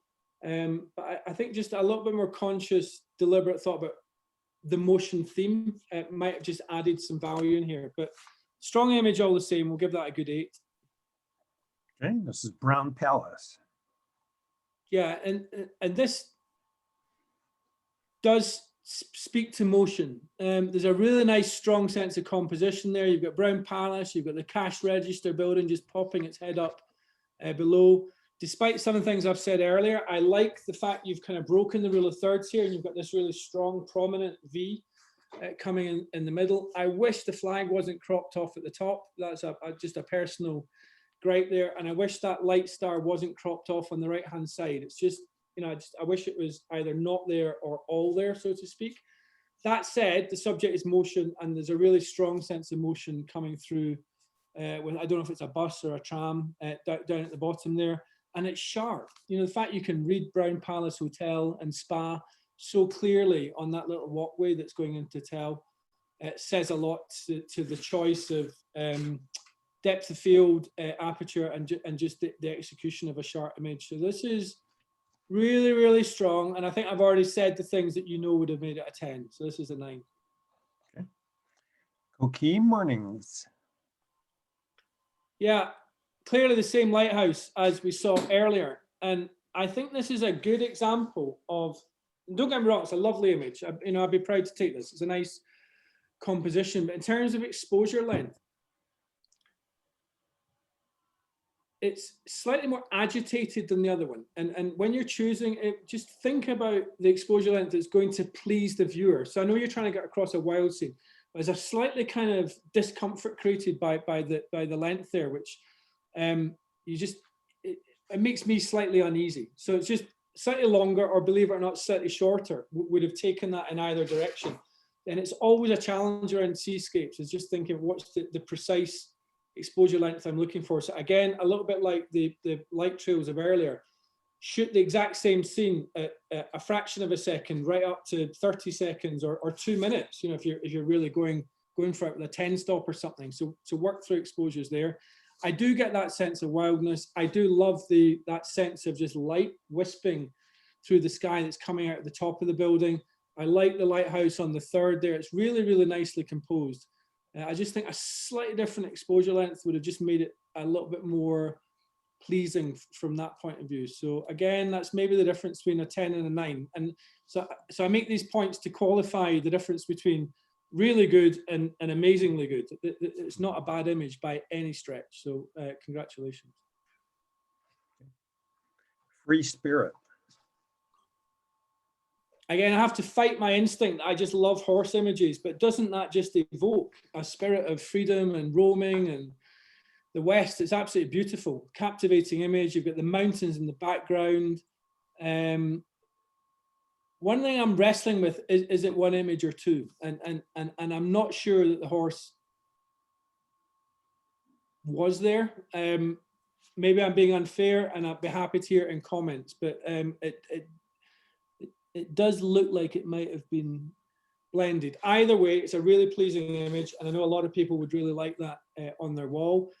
A little bit more contrast around maybe the sky and the mountains, just create a stronger sense of black and white there, and maybe a bit more work around the shadows and detail around the horse's face, for example, just so I can kind of be a bit more aware of his eye. But very powerful image. I can see where the horse is going, so I liked it from a composition point of view. So that's a good 9, Paul.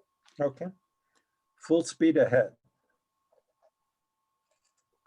Another great example of deliberately creating the motion theme.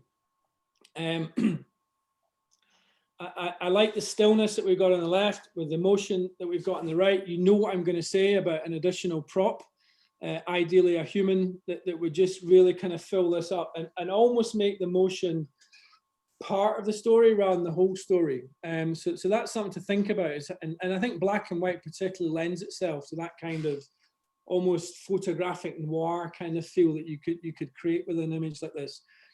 I kind of want to, I don't know if the train is coming towards me or going away from, but either way, I want to see a little bit more on the right, either the front of the train or the back of the train if it's leaving me. It feels a little bit chopped off from that point of view, but it's a really nice diagonal going into the center there.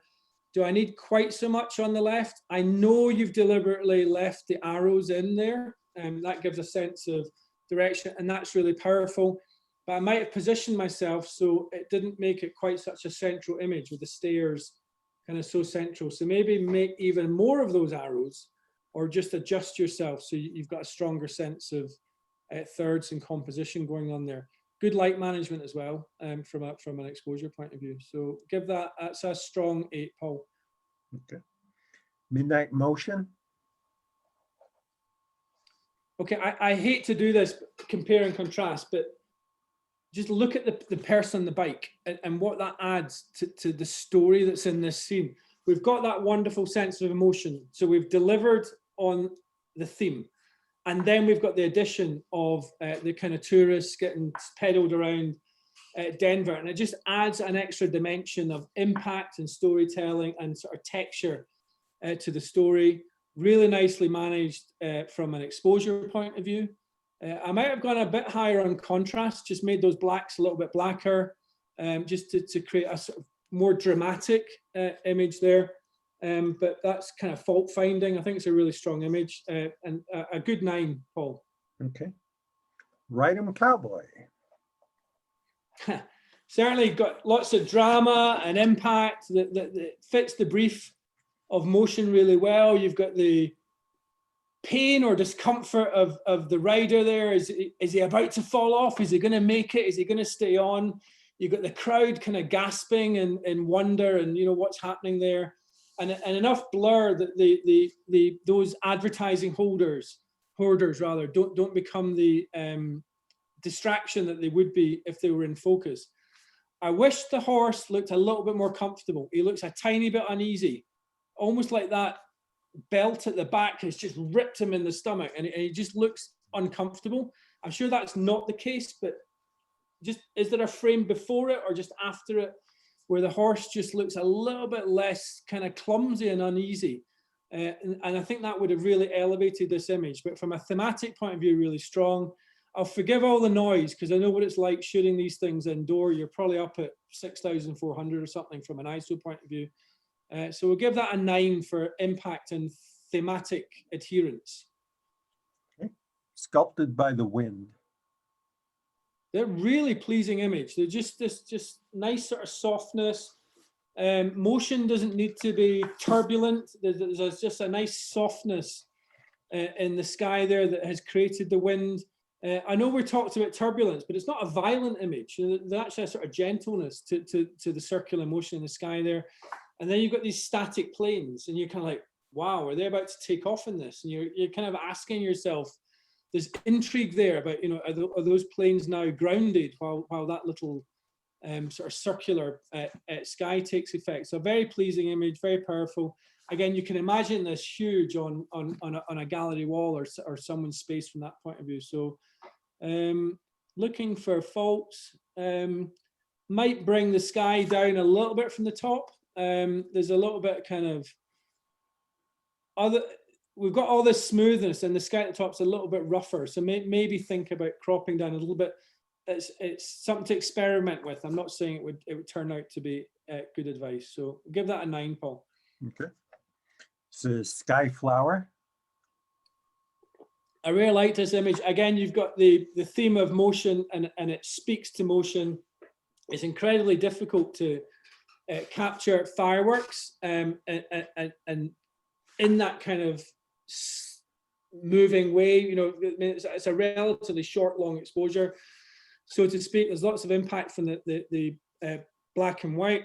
I love the composition. It feels like a flower from that point of view. So really strong, impactful image. Great use of black and white and well executed. So that was a strong 9. Okay. Slow Start.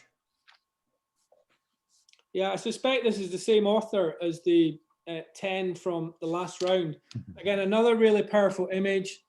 It's the same theme, really. You know, hot drink with a cake and a crossword puzzle, and it's not as strong as the other one. So I just maybe think about that when you're entering compositions. I think one of the best bits of advice is don't compete with yourself.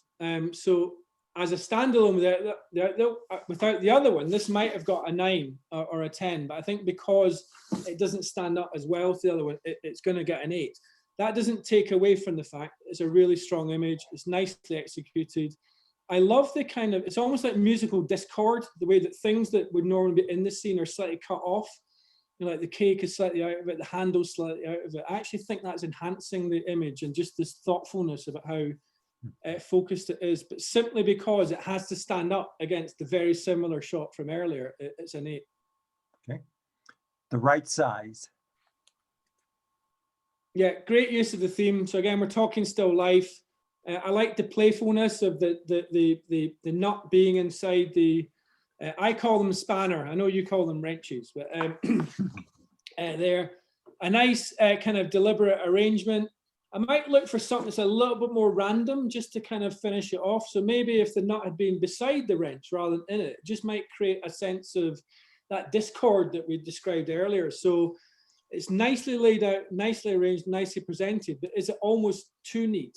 Would be a question there. So how could you just interrupt the viewer a little bit from that point of view? But I don't want to take away from what's a very faithful, well executed representation of the still life theme. So we'll give that a 9.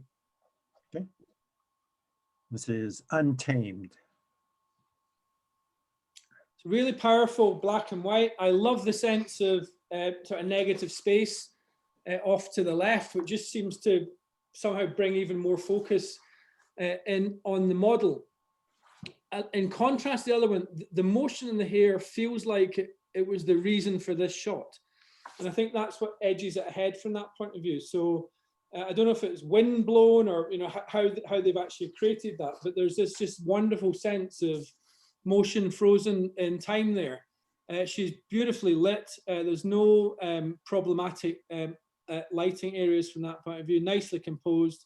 And as I say, that negative space just really, it's almost like the duck. You can imagine the hair running into that negative space on the left, although I know that's obviously not possible. So that was really powerful. I think we'll give that a 10. Okay. This is also warp speed. Yeah, again, from a thematic point of view, really, really powerful moment caught in time. I think it's a great description. I do get a sense of kind of real sort of speed there, good use of panning.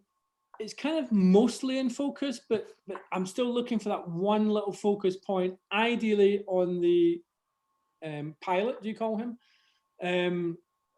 Just to be in focus, whether that's star in his helmet or something that just drew my eye in and finished that off. That would have been the sort of, that again would have been what would have made it a 10 instead of a 9. But really great image, good theme adherence, lots of impact. There's a black spot just next to below the 2410 on the left. I don't know if it's I think it's a piece of the sail just sticking out, in which case that's fine. If it's a dust spot, it needs to be corrected. I'm assuming it's a piece of like the strut that's just sticking out. So just check on that later. If you could dull that down a little bit, it's just going to help avoid confusion. Okay. This is What a Mess. Hey. Yeah, and again, I wanted to give credit here for someone who's thought, how do I mess with the judge's head and do a still life in motion? And I think credit for that in itself. So, these are difficult themes to combine. So there is a sense of still life with the glass ball and the plinth there, and then this wonderful sense of kind of motion going on. Strong black and white image. I don't mind the fact that the whites are really, really bright here. I think it enhances it and speaks to the black and white. And then you've got the reflections in the ball itself. So just because of the quirky bringing still life and motion together, that felt like a strong 9 for me, Paul. Okay.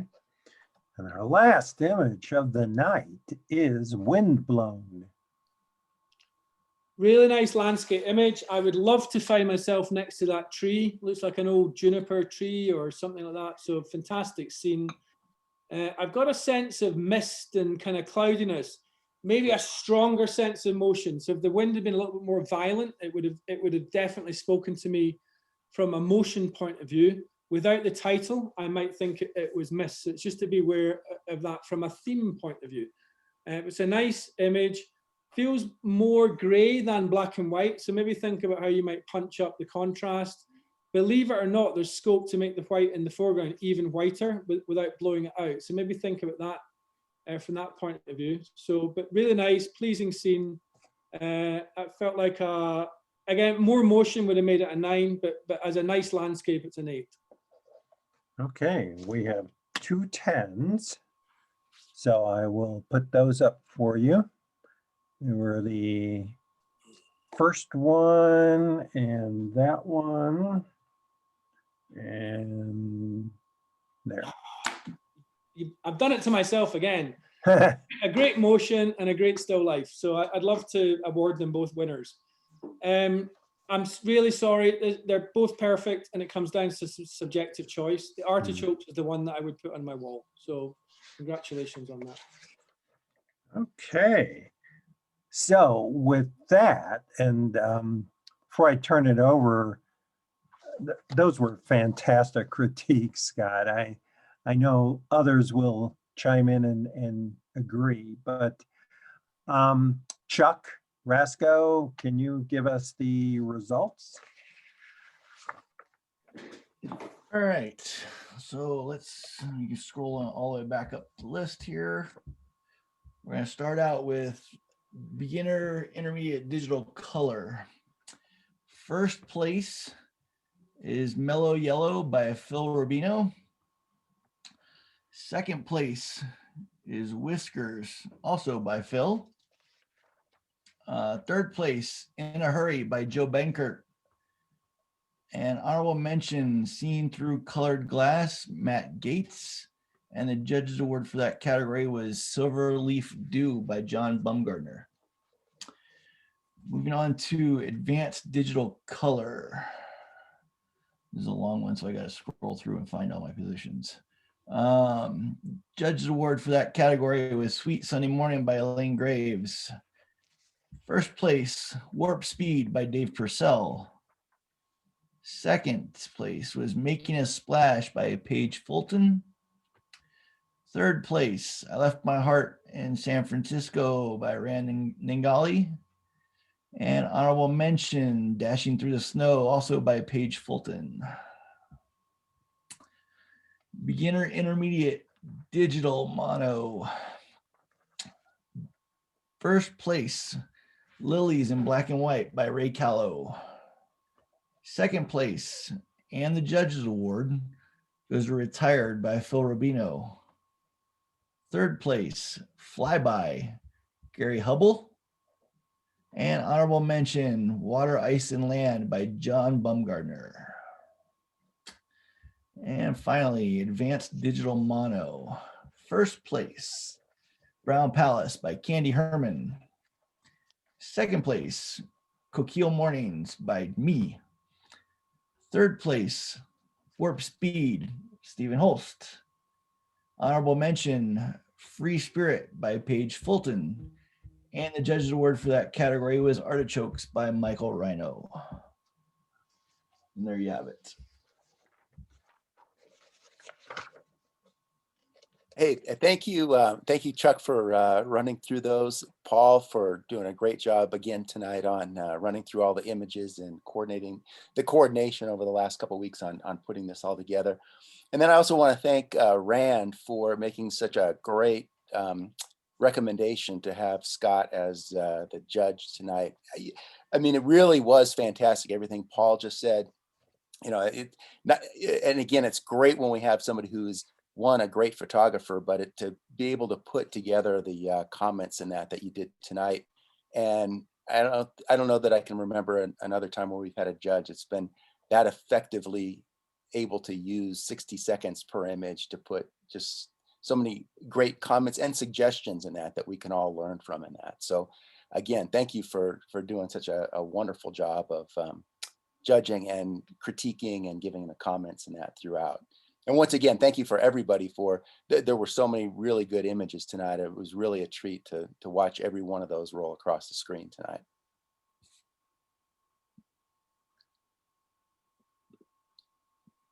Do you want to do a run through with names, or I think we can do that. Usually that doesn't take more than just 2 or 3 minutes, right? So yeah, just do it real quick. And I know there's 77 images, but it's not a minute a piece in this case. It's 2 seconds a piece, right, if that. Okay, so I'll go ahead and oops, I have to share I have to grab the screen. Okay. And I won't even give the titles. I'm just going to rip through who did these. Okay, this was Ray Callow. This was Bruce Ryman. This was Gary Hubble. Hey, this is Kathy Balla. This is Joe Benkert. Not to be confused with Corey's. That's why I did a double take too. This is Kathy Bella. This was Phil Rubino. This was Matt Gates. This is Ray Callow. This is Carolyn Ryman. This is Bruce Ryman. They may be related, I don't know. We have John Baumgartner, Jeff Scott, Gary Hubble, Matt Gates, John Baumgartner, Joe Bankert, and Phil Rubino. And then in advanced color, this was Debbie McCullis, Jim Stambaugh, Chuck Rasco, Larry Johnson, Dave Purcell, Candy Herman, Stephen Holst, Crystal Kraft, Paige Fulton, Don Gardner, Michael Rhino, Rand Ngali, Jim Stambaugh, Don Gardner, Tom Haywood, Rand Ngali again, Debbie McCullis, Paige Fulton, Larry Johnson, Carino Zaragoza, Peter Rondinoni, did that right, Crystal Kraft, Tom Haywood, Ashley Sertich, Corey Baumgartner, Elaine Graves, Chuck Rasco, Elaine Graves, Carino Zaragoza. I'm not sure who did this one, so I have to skip that. Couldn't have been me. Corey Baumgartner, Dave Purcell, Ashley Sertich, Peter Rondinoni. And now we have Matt Gates, Kathy Balla, Gary Hubble, Bruce Ryman, Ray Callow, Jeff Scott, Phil Rubino, John Baumgartner. And last, we have Michael Rhino, Debbie McCullis, Dave Purcell, Candy Herman, Chuck Rasco, Paige Fulton, Bridget Callip, Crystal Kraft, Don Gardner, Tom Haywood, Rand Ngali, Elaine Graves, Carino Zaragoza, Ashley Sertich, Stephen Holst, Corey Baumgartner, and Peter Rondinoni. And that is it.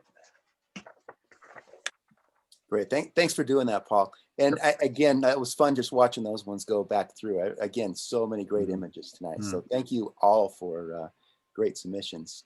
Yeah, thanks, Scott. Thanks, everybody. Yeah, Scott, fantastic job with that. Yeah. Everybody have a good night. Great. Follow, Thank you, follow Scott on Instagram. His stuff is incredible. Yeah, and well, I'll be sure and go take a look at that book that's out on the site also. Great. Go check out the gallery. Yeah. Right. Yeah. Thank you, everybody. Great. Thank you. All right. Good night, everybody. All right. Good night.